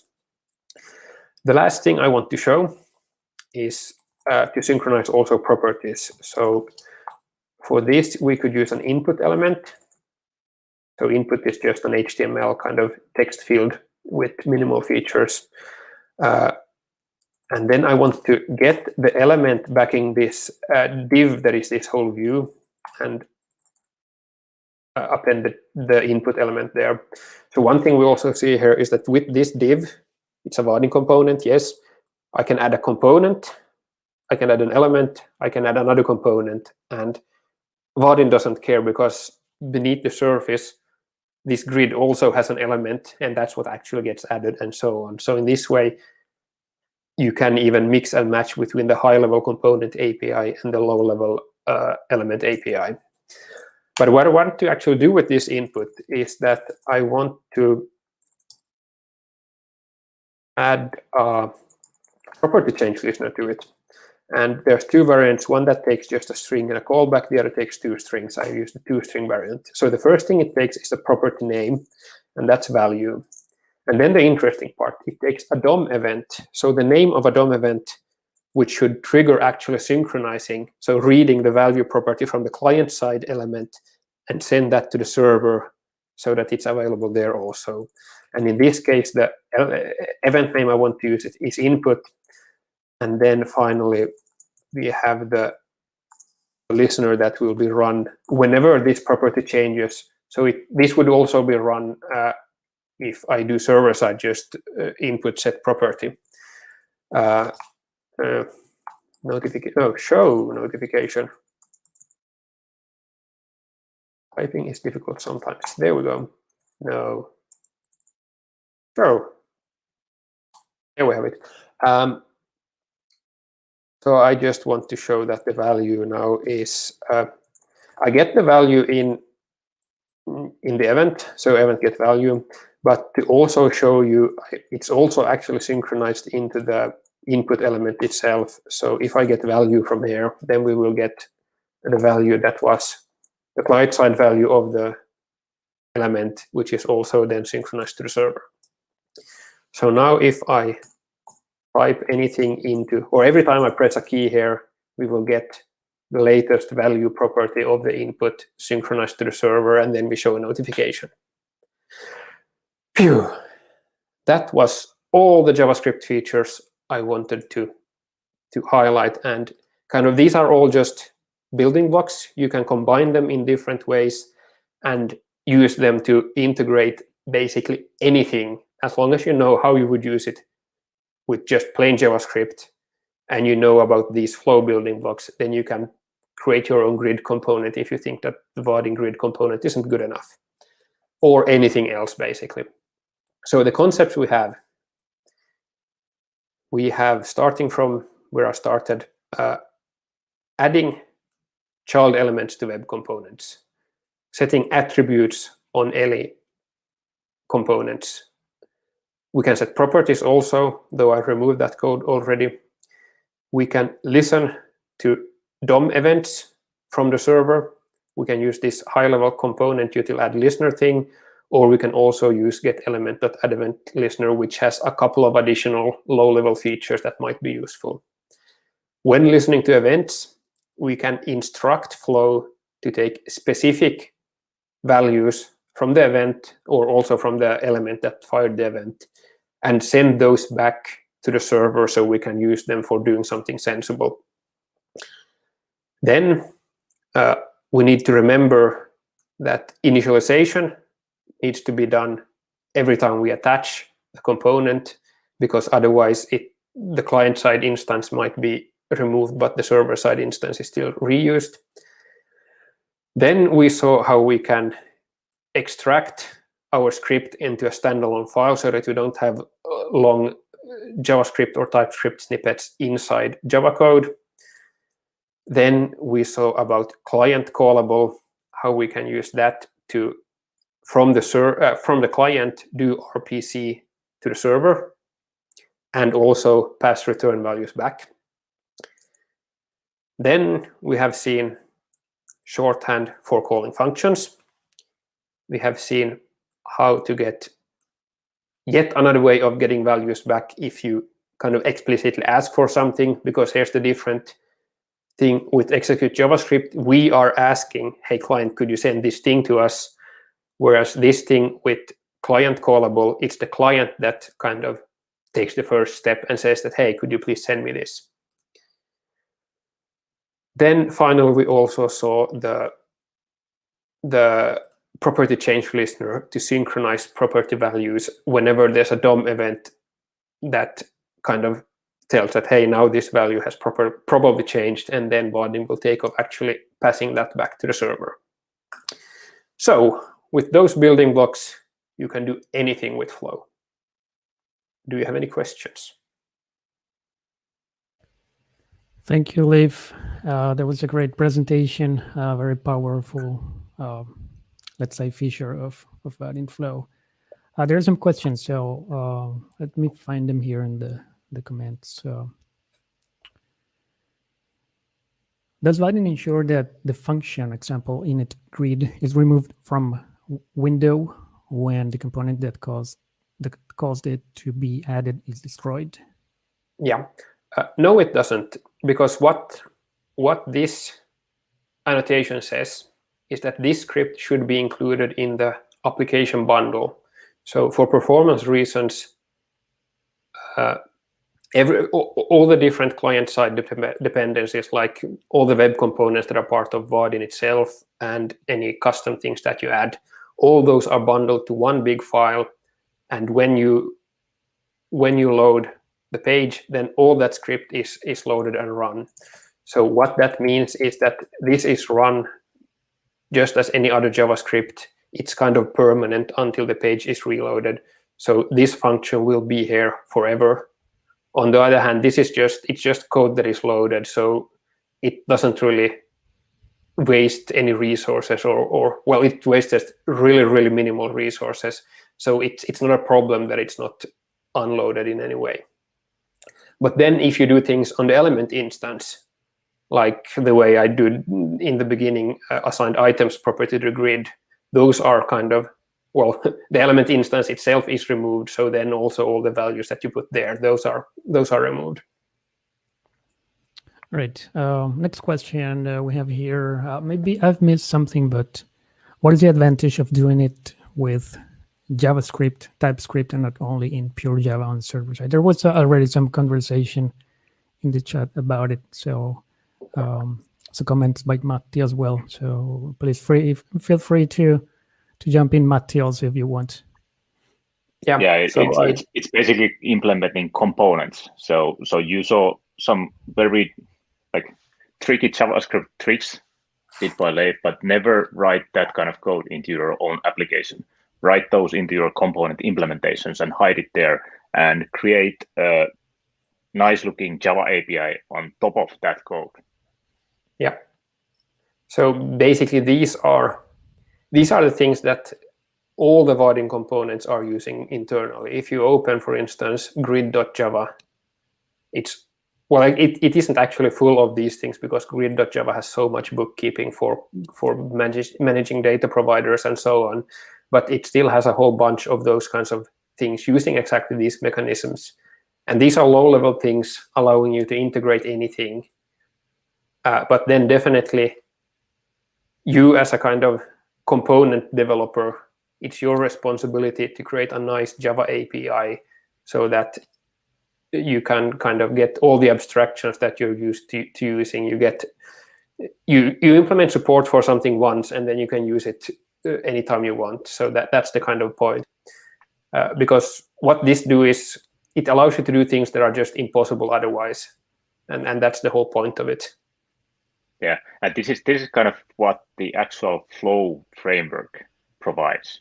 So Flow framework is actually providing these low-level things, and then what you as a Flow developer actually use is usually the component implementations that are built on top of this API. So quite often, if you are using Vaadin Flow, then you are actually using Vaadin components, which are using Vaadin Flow to implement this Java API for you. Yeah, but as an example, just today in Vaadin directory, there was a new interesting add-on released. It lets you, it adds a new feature to the grid component, because the grid component apparently didn't have a way of scrolling to a specific pixel position, or to get back to the server what is the currently scrolled to pixel position.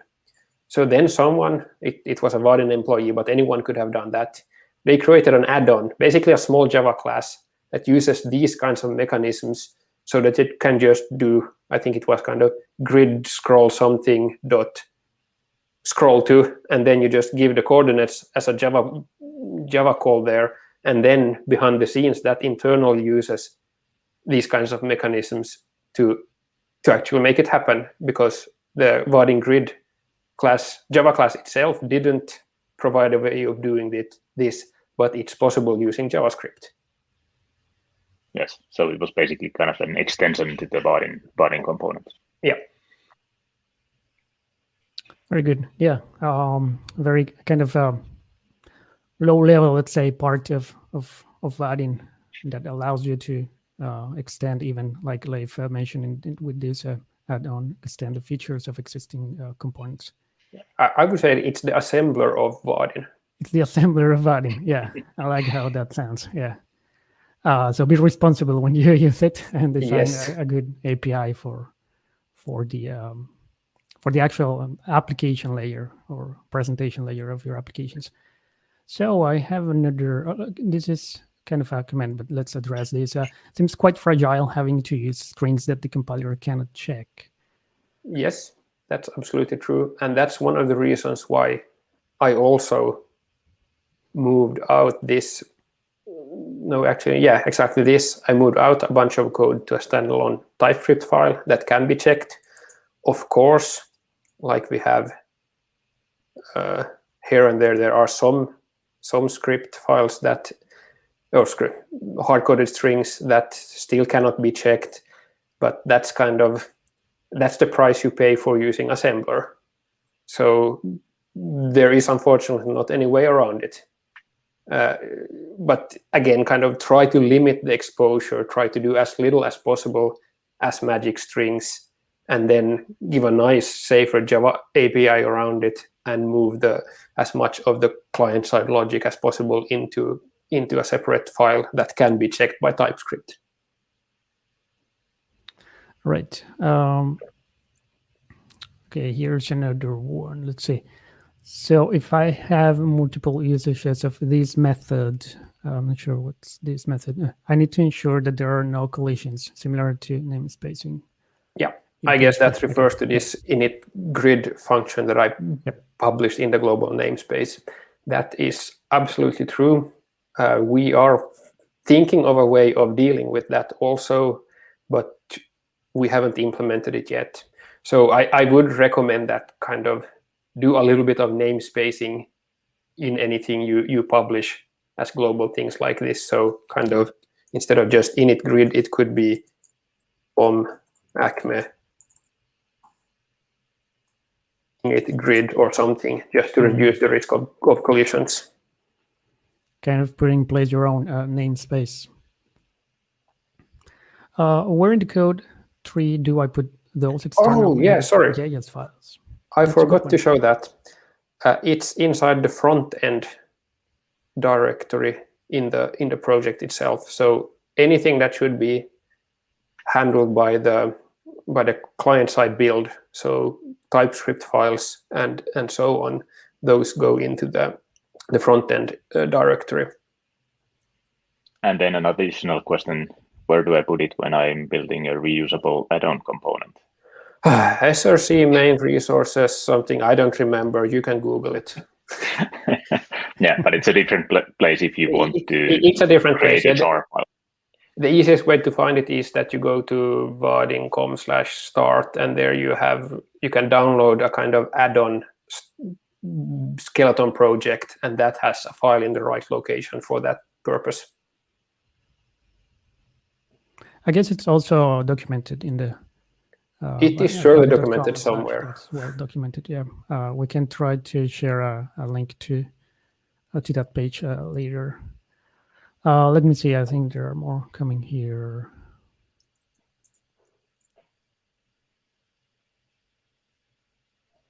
Okay, here's a comment. If you find a way that would be awesome, especially when using multiple component libraries, it would be helpful. And this is an actual question. Easier to integrate, extend third-party components than it was with Git? It depends. I mean, it's easier in the way that you can use all the features that the component you integrate provides directly, whereas with Git you always had to kind of, how do I use this stuff from Java code? And it's also easier in the sense that you can usually just copy-paste examples and so on from the documentation of that thing. But on the other hand, it's not as easy because you actually need to know JavaScript and or TypeScript instead of just being able to use Java all the way through. So it depends a little bit on your preferences and so on. And here I actually found the answer to the previous question because I looked how grid is implemented. So inside the grid flow jar, it's meta-inf resources frontend, and that's the location of the grid connector file, which contains all the. It's actually a quite scary file. because there's lots of things to integrate here, as you can see. But that's the location. And then, of course, to get this into the right place inside your jar, it's src main resources, meta-inf resources front end. In a main build project. Yeah. Which I assume 80% of all users use, and the others use Gradle, which use the same conventions. Yeah, just want to share this answer. Somebody saying that I think it's easier. I think they're referring to Git. Yep. Since since we can use existing JS examples and not have to translate them to Git. So there you go. That's a valid answer as well. And Philippe actually identified the folder already. Just after that, you put front end, and that's where you put the files. Thank you, Philippe. What else do we have? What's the time? So we have around 4 minutes. How have we quickly go through the questions that we had for Simon? Now it's tricky for me to find them here, but I have taken note of that. So some ideas about optimistic loading. I think it was locking, probably it's a typo. Optimistic locking support in a similar project. If Simon has any idea or experience on this, or any of you for that matter. I at least use optimistic locking in all my hobby applications that use JPA, so that's quite the same way as with whatever Java applications you have. So you just have the version. If you're using JPA, then you can just have the version field in your entities, and then just wrap the save action in a try catch clause, and then if you get the optimistic locking exception, then you shall somehow deal that with the end user. You can either show the differences or then just say that sorry, your changes were lost, or whatever you want to do there. But Yes. naturally, you want to use the latest Vaadin addition, the collaboration engine, and then you never have these optimistic locking exceptions again. So then you actually see when somebody else is using or editing the same entity. Yeah. The only problem with optimistic locking is if you're not the only one who's dealing with this database. So this is the case in my project currently. So we don't use a version field. We use all the fields of the database table to do optimistic locking. And this is supported by Juke out of the box. So with Juke, you can define the optimistic locking mechanism. Either you use a version field or a timestamp, or you use all the fields. And that's what we currently do, because we have background processes that manipulate data that don't work. Because we built something like you mentioned, we have we don't have a collaboration engine, but we have a mechanism to lock data on the application layer. So if a user opens a certain record, he gets a notification that it's currently edited by someone else with the username, and he cannot chat with him. We should integrate the collaboration engine. That would be a nice use case for that. It sounds like so. Okay, so this is, I think, the question that Matti was talking about before. Since Simon just mentioned data-intensive applications, could you shed some light on how to efficiently collapse all nodes in a tree grid?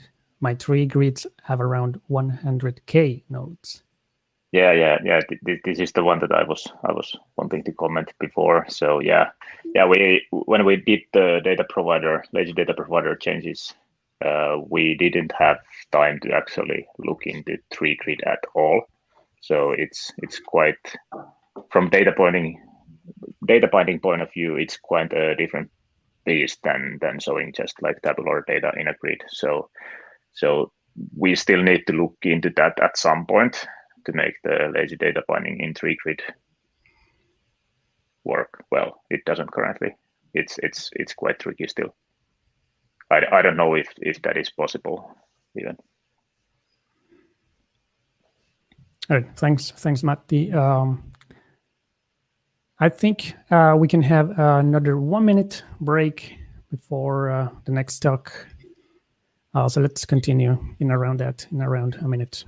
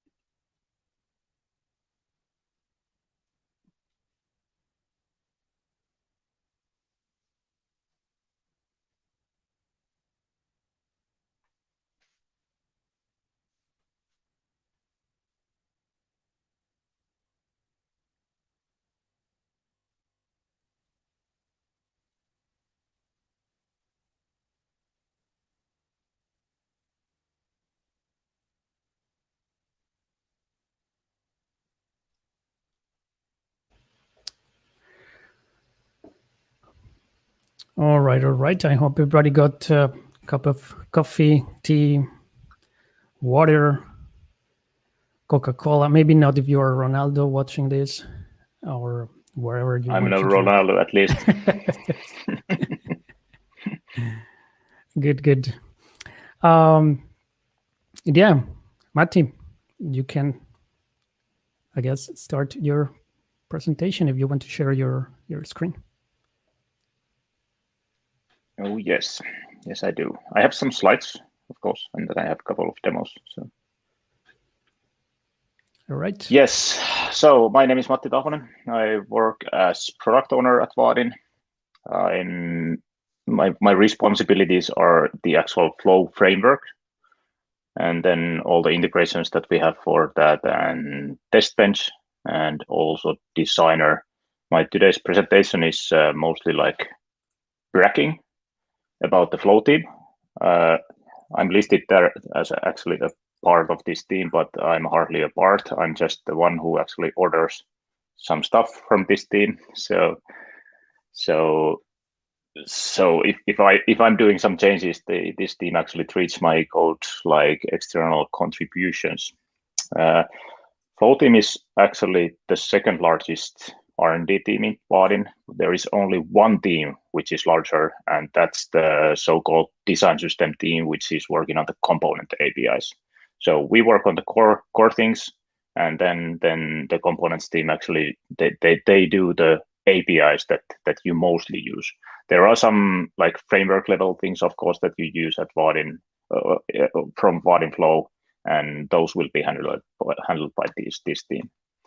So also the build tooling that belongs to the Flow team, integrations to Spring, CDI, OSGI, whatever. Then we have actually some other tooling for those who are coming from older versions of Vaadin. So multi-platform runtime that allows you to run Vaadin 7 or 8 applications inside your Flow application, and we are maintaining that as well. And then there is test bench, and I mentioned designer there as well.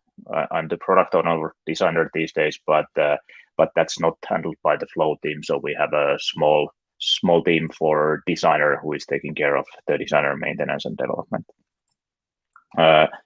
That's actually quite a lot of things that we have on the Flow teams table. A lot of context switches that we have, these guys need to do. So it's not an easy job. So all the respect to my team. They are doing a wonderful job. This is basically how we work on the daily basis. So roughly 70% of what we are doing is on the maintenance side. So Vaadin Flow and the Java parts of Vaadin, they are very well established framework, and there is never any like revolutions coming up for the flow. It's just evolutions and smaller things and new integrations and mostly improving existing features. But of course, a lot of new development as well. Sometimes it's actually quite hard to say that what is like new development and what is maintenance. Certain renewals or updates to existing APIs, it's sometimes very hard to say that if it's a maintenance or not. But yeah, security fixes, then there are priority fixes that are customers that they have this ability to prioritize certain bugs that they find important. Then my team takes actually those to the top of the priority list. We try to solve those as soon as possible. If there is something very urgent going on, then it might be that people have to wait for a week or two, but usually within a couple of weeks they are then being dealt. And then yeah, maintaining dependencies, that's a big thing. So we need to we need to make sure that Vaadin, for example, works with the next version of Java, and it needs to work with the next version of Spring. And if there is a security issue in one of the dependencies that we are doing, we need to maintain those. Then performance optimizations and all that falls on the maintenance side. And then yeah, new features I categorize usually if I can write a blog post about a new feature, then it's a new feature development. So today we will go through about what we have done in the Flow team during the past half a year, bit more than half a year, and what we are planning to do during the summer and during the autumn. I will also show a couple of demos, and in the end we can actually discuss that what you would like to see, so we can have a lot of time for the questions as well. So live reload is one of the coolest things that I think we did recently. I have at least enjoyed it by myself in my hobby applications that I have built with Vaadin. When I'm developing those, I feel much more productive these days. In Leif's demo, you actually saw quite a lot of that already, but I could actually still go to IntelliJ, where I have one project. This was generated just before the start, and I used Spring initializer actually to create a very simple project. But I didn't choose the Spring tool dev tools because I'm more into using JREPL or hot-swap agents for the live updates. So the system that we have to reload the browser, it actually supports different backend technologies, but I prefer to use JREPL or hot-swap because they are slightly faster. So basically, when I created the project, I just enabled JREPL here, which I had installed in the IDE, and then when I'm running the main method of this Spring Boot application, I will use rebel run. So this now uses the JVM agent by JREPL, and when I have the application up and running, let's go here and go to localhost 8080. Let's put this screen here on the right, and you can see this small gizmo here, which is only shown in the development mode. So you can see that live reload is active, and it's using JREPL as a kind of a live reload backend there. And now if I go to IDE and change something here, hello dev day, and now if I hit Command B, which basically builds the class, I don't need to go to the browser at all, but you can see that there is a small notification that the browser was reloaded automatically, and this way I don't need to leave the IDE. This is a bit kind of a weird situation because I have everything here on one screen, but if you have the typical development setup or developer setup where you have another screen, so if you have a dual monitor setup, then you most probably have the application in another screen and the code in another screen, and then you can keep in the IDE, hit the save or compile or whatever, and then see the changes in the browser. Everything pretty much everything works now. In the beginning, it didn't support, for example, CSS changes and template changes, but in Vaadin 14.4, we added support for those as well. And in the master versions, everything was released in Vaadin 17. Then we added a new lit template support. So this was introduced in Vaadin 14.5 in LTS series, and in Vaadin 17 and Vaadin 18. In Vaadin 17, there was a kind of a rudimentary support, and then for Vaadin 18, we improved the documentation and also added some small enhancements for the template support in general. So nowadays you can actually read certain values from the template itself. So if you put a text of some span to something, you can then read the value on the server side, and you don't just get empty values there. Polymer templates will be still there. So if you are using those, there is no rush yet to migrate those to lit. I suggest to create all the new templates that you are using, either using Vaadin Designer or manually. I suggest you to create those in lit, but leave the Polymer templates there. They will be still supported in the next LTS release as well, but after that we will drop the support. So for the next LTS, we will most likely also create some kind of a conversion tool that they can do the conversion for trivial template changes or trivial templates that you have. But if you have some JavaScript magic or something wired into the template, the tooling probably cannot do the conversion. So if you want to convert those in the future for lit, then there is some manual task that you need to be doing. Another big change we did lately was for theming. So this was a major renewal for the theming mechanism in Vaadin. So it's easier to use in many ways. There is a nice blog post about that by Rolf Smets in Vaadin.com. And most essentially, you can now really easily share the theme that you have built. So if you have, for example, multiple applications in your company and you want all those applications to look the same, you can create one project, kind of a design system project, where you maybe have some test classes, but the main thing is that you have the CSS and images and all those resources. And then you package that as one jar file, and then you can add a dependency to all your different Vaadin applications. And then I think it's like one annotation, and then they all look basically the same. Improved lazy data binding. I was actually planning to show a demo about this, but actually Simon kind of stole my show here. So I think I will skip that demo to not get you bored. So even though the Vaadin Flow theme actually usually works only on the kind of backend things and the lower level details and so on, we do help our components team as well. So we removed all the data binding APIs that are used by CompoBox and Grid to lazily load data from the backend. And as you saw, it's really quite easy actually these days to create this memory efficient data binding. It's very essential if you have really large data sets or a lot of people.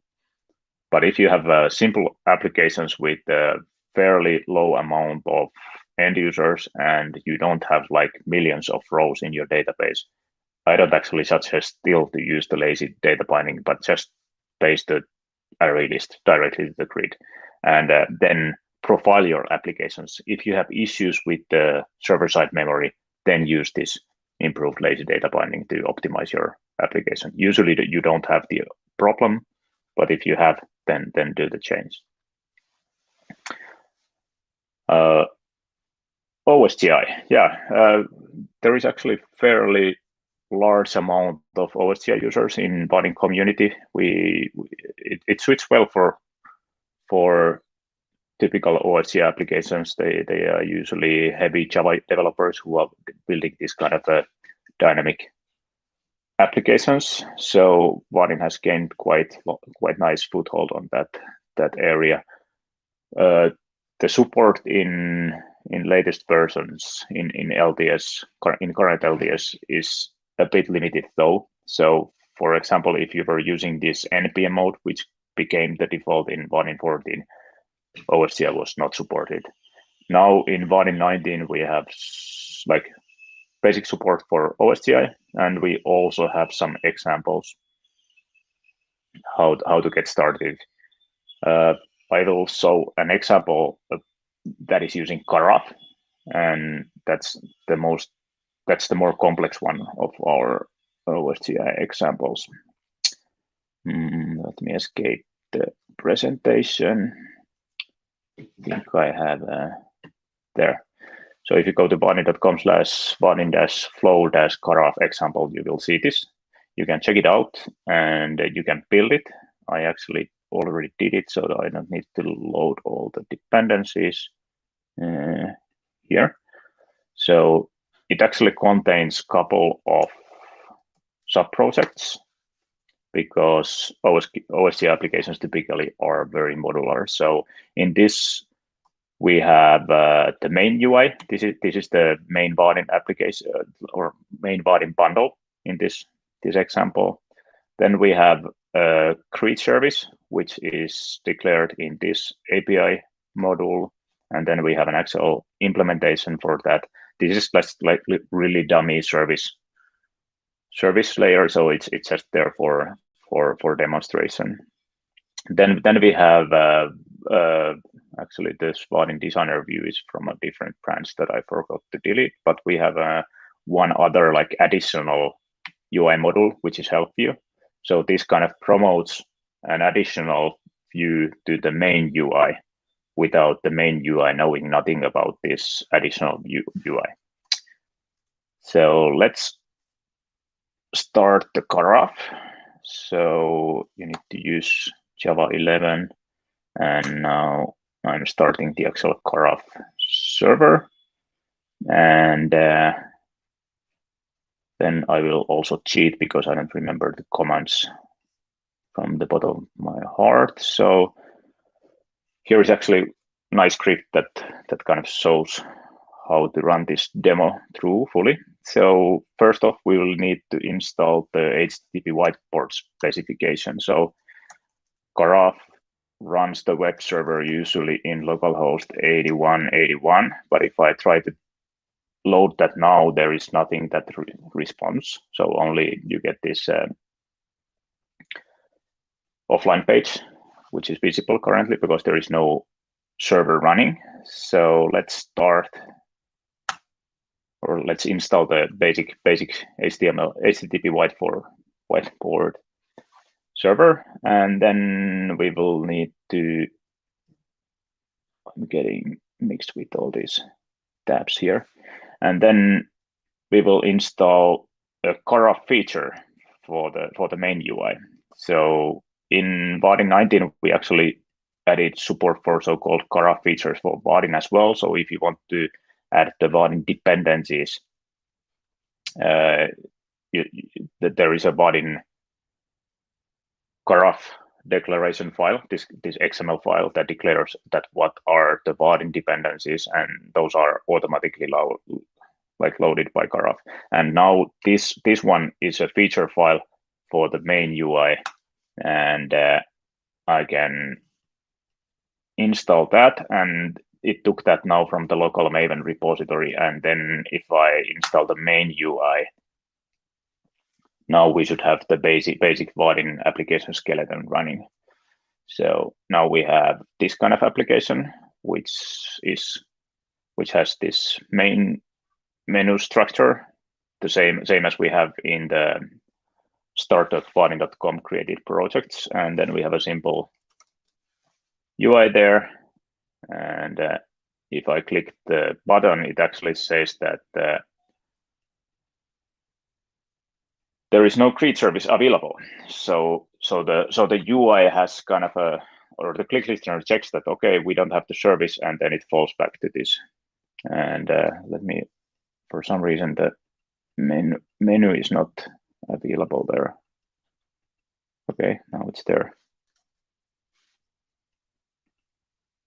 Well, okay, there it is. So let's add this create service. And then the actual functionality of the application changes. So now I installed this bare bones OSGI bundle for the create service, and then I will start it. And now you can actually see that there is an optional view that appeared here. And if I click the button which says say hello, now there is actually a different message that is shown here. And if I go to the optional view, this was already available in the main UI bundle, but it was not activated because there was not this create service available. But now that the create service became active, also the actual UI changed. And then let's still try to start this help view. Same here.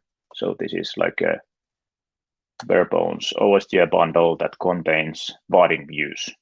And now if I start it, it registers itself into the Vaadin main UI that we have here. And now we have the help view here as well. And naturally, I can also like remove these, so I can actually go bundle stop and help view. And now if I open the application, it's disappeared here. And all this happens without stopping and starting the actual JVM. So pretty kind of natural things for OSGI developers, but those who haven't been working with this kind of Java applications, it might seem quite cool that you can actually modify or configure the application runtime and upgrade some views. So if you want to have your application constantly on, OSGI is one way to achieve that you can update your application view by view, and then the users can continue on working on the other views while those are updated. There is also another OSGI example which is based on en route. That's kind of a hello world style application, and probably the one that you want to use if you want to just like start using Vaadin in some existing OSGI project. Then Cradle. There is actually quite large amount of, well, Maven is the vast majority of Java users who use Maven for their applications, but there is a big part of our customers who use Cradle for reasons. And we want to support, of course, those customers as well. Let me escape the presentation again and go to GitHub here. So we have actually two example projects these days. So we have one with the plain servlet build, and then we have this is the Spring one, and then there is one for servlet one, and it seems that we have a security vulnerability there. Yeah. This is actually Vaadin 14 branch, so we haven't updated that lately. So Cradle has been supported before as well, but it has been only like community built project. So now with latest versions, we actually, whenever we cut a new Vaadin platform build, we actually execute tests against the Cradle plugin as well. And also the plugin is actually using exactly the same source code as Maven does. So there was a really nice community contribution that split all these shareable parts of the Maven plugin into a different module. And now we have two build plugins, Maven and Cradle, which use the same code base. And this way, it will be much more harder for us to break the compatibility with the Cradle builds in the future. So yeah, let's show some Gradle from the command line. So I think I have a Gradle project. So let me show it from the Finder. So there is a Gradle build file and all the typical front-end files here. And if I run, let's use Java 11 here as well, and then Gradle and use app run. So this is the non-Spring Boot version. So this is using Grady server now. So now it's doing the front-end build, compiles Java sources, and so on. And and a demo effect. Do I have something running in log 8080? Apparently. Yeah, well, let's do kill all Java and try again.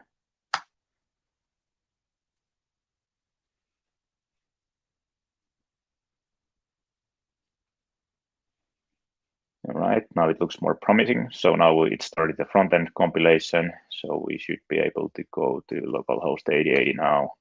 And yeah, we actually have the Vaadin application here. So this is now built by Gradle, and there is a Jetty server that has been started up by Gradle, and the Vaadin application is deployed there. Pretty much all the same features, or exactly the same features, are supported by both Gradle and Maven. So if you have been using Vaadin on Maven before, you can see pretty much the same goals on the Gradle side.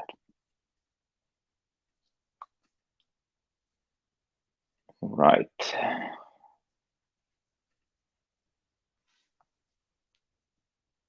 Then, what are we working on currently? So all these have actually been released already. So these features, but these are not backported yet to Vaadin 14 series. And I think the lazy data binding is the only one that we are currently considering on backporting, but also backporting that takes a lot of effort. So I'm not 100% sure if we ever have time to do the backporting. The next LTS is rather near in the future. So it might be that it will only be in Vaadin 23 when you get that feature for LTS. And OSCI support and Gradle, those we have kind of agreed before that they will not be backported. But about Gradle plugin still, we also now publish the Vaadin 14 version of the Gradle plugin, but we don't have the integration tests. So in case you are using Vaadin 14 and Gradle and there is an issue, just let us know as soon as possible and let's fix that. So we are not planning to break the build, the Gradle build, but that might happen accidentally currently. So we are kind of reactive on the Vaadin 14 side on Gradle support at this point.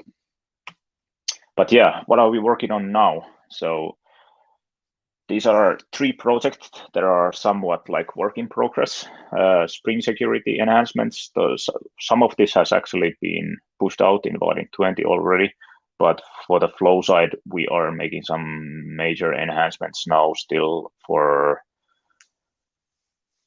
Spring security. So in Vaadin 21, you will get a way to kind of annotate the roles that you want to be supported by, or roles that you want to allow access, or well, you can declare that which roles are allowed to come to that specific view in your applications. And there is already in Vaadin 20, there is some very, very nice helpers for Spring security in a way that you don't now need to kind of know all the internal details about Vaadin, that which actual URLs needs to be secured by Spring security and which are kind of public URLs, for example, which are contained in the client-side engine part of Vaadin, and those needs to be allowed to be downloaded by all users, not just those who are already authenticated. So that gets much more easier and safer for you because we are taking care of that and not you. and the less security related code you have in your applications, the better. Quarkus, the Spring Boot killer by Red Hat. There are also customers who are using Quarkus already. Like there are people, a lot of you are probably using Spring Security already today. But with Quarkus, we are doing basically the same thing as we did with Gradle. So we will be creating integration tests, and then we will be creating an add-on or extension in Quarkus lingo that allows you to run Vaadin easier in Quarkus. You can do that manually today already, or you can use the excellent community add-on. You can find that from GitHub using Urosporo account, and I think that's a Swiss customer of ours who has developed that. But basically, we will be doing kind of an official solution for that kind of integration, and we will be supporting CDI as well, at least at some point. We are in a phase that we might actually get something still squeezed into Vaadin 21 as well, but if we miss the deadline, then it will be in Vaadin 22 in the autumn. Then on portal side, there is also kind of the same kind of situation as with OSGI. So we had in the past very strong foothold on the library community, but now with Vaadin 14, we don't have anything official yet for library. There is a proof of concept that we did in the autumn, or actually it was one of our friends in Turku, another company who we outsourced this proof of concept, and it turned out to be fairly easy to build it on top of the existing portlet support that we did earlier for another customer for different portal. So that is possible today to use it, and during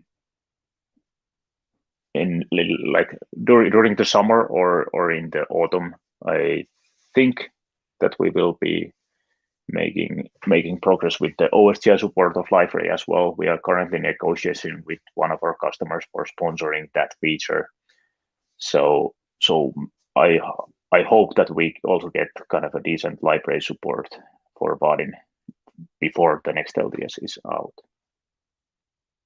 There are lots of like Vaadin customers who currently have their Vaadin 8 portlets running, and they are happy with those. But now, when the kind of free support is ending, they are tempted to convert into the latest versions of Vaadin. And then what else? So what else? These are things that I would like Flow team to look into as soon as possible, but we haven't yet started these.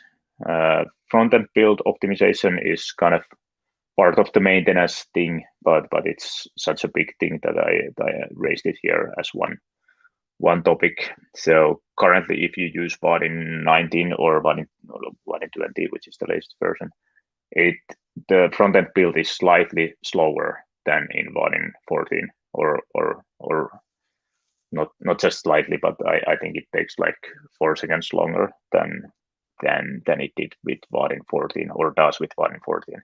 So we want to cut that down back to the level that it was in Vaadin 14, or even better. We don't know yet exactly what to do there, but that's the R part of the R&D.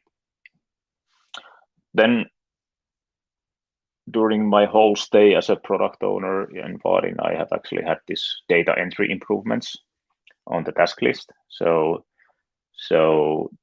in the same way as we improved the lazy data binding features, where you bind a lot of rows to grid, for example, another important area of Vaadin is the binding data from the entity level to your forms, where you can edit those. And that has been rather still that API since Vaadin 8, but there are a lot of things that we would like to work there. So better cross-field validation, and then also providing some kind of a base class for forms, because currently you will need to do quite a lot of boilerplate code when you want to create the kind of the best possible UX. So our UI designers who are working for the project, they, for example, often want the save button to actually change when you actually modify the form, then it becomes active, and the same for the cancel button and so on. If you want to do all this in your Vaadin application, you will need to write this all manually, but hopefully in the future we have a base class for forms that you can use if you just want a basic form, and then all these kind of small little details and enhancements would be coming right from the abstract base class for you. Other than that, the autumn will be probably quite full of maintenance because we are closing to the next LTS. So the current plan is now that Vaadin 23 is going to be the next LTS version, and we have a stabilization period there. So we will have like a partial feature freeze in Vaadin 21, in Vaadin 22, and or is it like after Vaadin 21. So that then we will be basically just like ironing out the last bugs that we know and improving the existing features and documentation. But naturally, for the next LTS, there will be lots of new features as well. So in the same way as we have done now with the Vaadin 14 series, there will be minor releases and new features will be introduced in those. And how much do we have time? We are a bit actually over the time, so okay. If we can start to wrap up, that'd be great. Yeah. Then I'm basically done with the presentation. If we have any questions, then let's start to tackle those. Here's one, at least. Will the starter apps generated from your website support Gradle soon, or should I just grab that Git starter project Matti showed? Yeah, go to the GitHub. So the starter, start at vaadin.com. That is the kind of the primary way that we have in vaadin.com. That's kind of an opinionated way to start Vaadin application. It has Spring Boot, which is not required by Vaadin, but it's the one that we suggest for you. And it has Maven, which is not required to build Vaadin application, but it's the one that we suggest for you. And I think it has also relational database, which is not required with Vaadin, but we suggest for you. So it's like a default stack.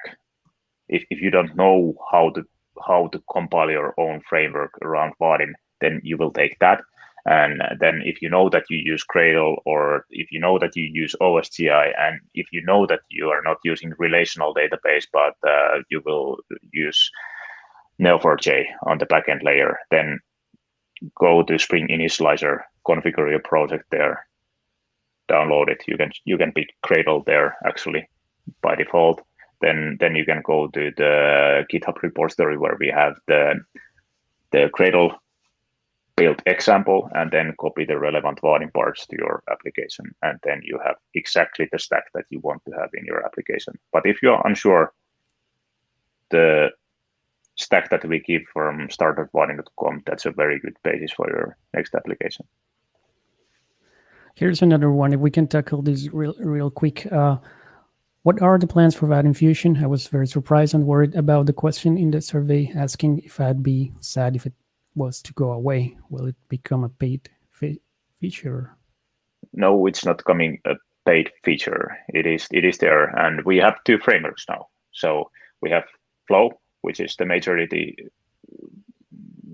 which the majority of our community is using today, and then we have the new Flow, the new Fusion framework, and it's there, and it will be there, and it will be in the next LTS as well, and then it will get kind of a similar support guarantee that we currently have for the Vaadin Flow. For example, you can use bug fix priority in the future, or you can do that already.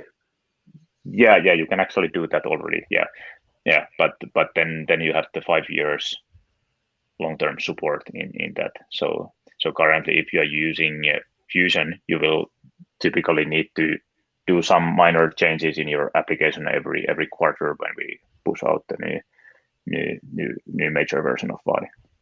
Yeah, a really quick update on the Fusion roadmap. Right now, the team is working on Spring security integration and also stateless authentication using JWT. Probably, but not certain, the next thing on the roadmap would be server push support.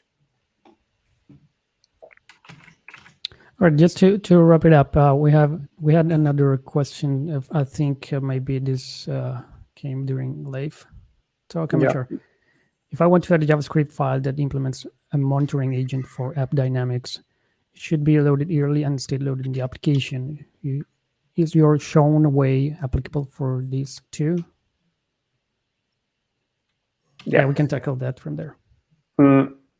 The shown way that I showed, basically using @JS module, means that the script is included and run in the main bundle, which means that it will actually happen only after downloading the main bundle, which is around 300 kilobytes big. If you want to get it before that, then you need to add an bootstrap listener, or actually you can just put a custom index HTML file nowadays that actually has a old-fashioned script tag to load that specific thing first before anything else. All right, perfect. I think we are a bit over time, more than 10 minutes over, but I think it was worth having a session like this to spend as much time as possible on your talks. I want to thank you, Simon, Leif, Matti, for your presentations. They were very informative, and I'm pretty sure the audience also liked the presentation. At least I saw a lot of comments in the chat. That's great. So yeah, once again, thanks for joining us in this event once more online. And we'll see probably during the autumn when we are going to have another Vaadin Dev Day. I guess it's going to be focused in Fusion. So if you're interested in that framework, as Matti mentioned, we now have 2 frameworks. That's going to be a very interesting event for you. So thank you, everybody. And I'll hope to see you in the next event. Bye-bye. Bye-bye. Thank you. Bye-bye.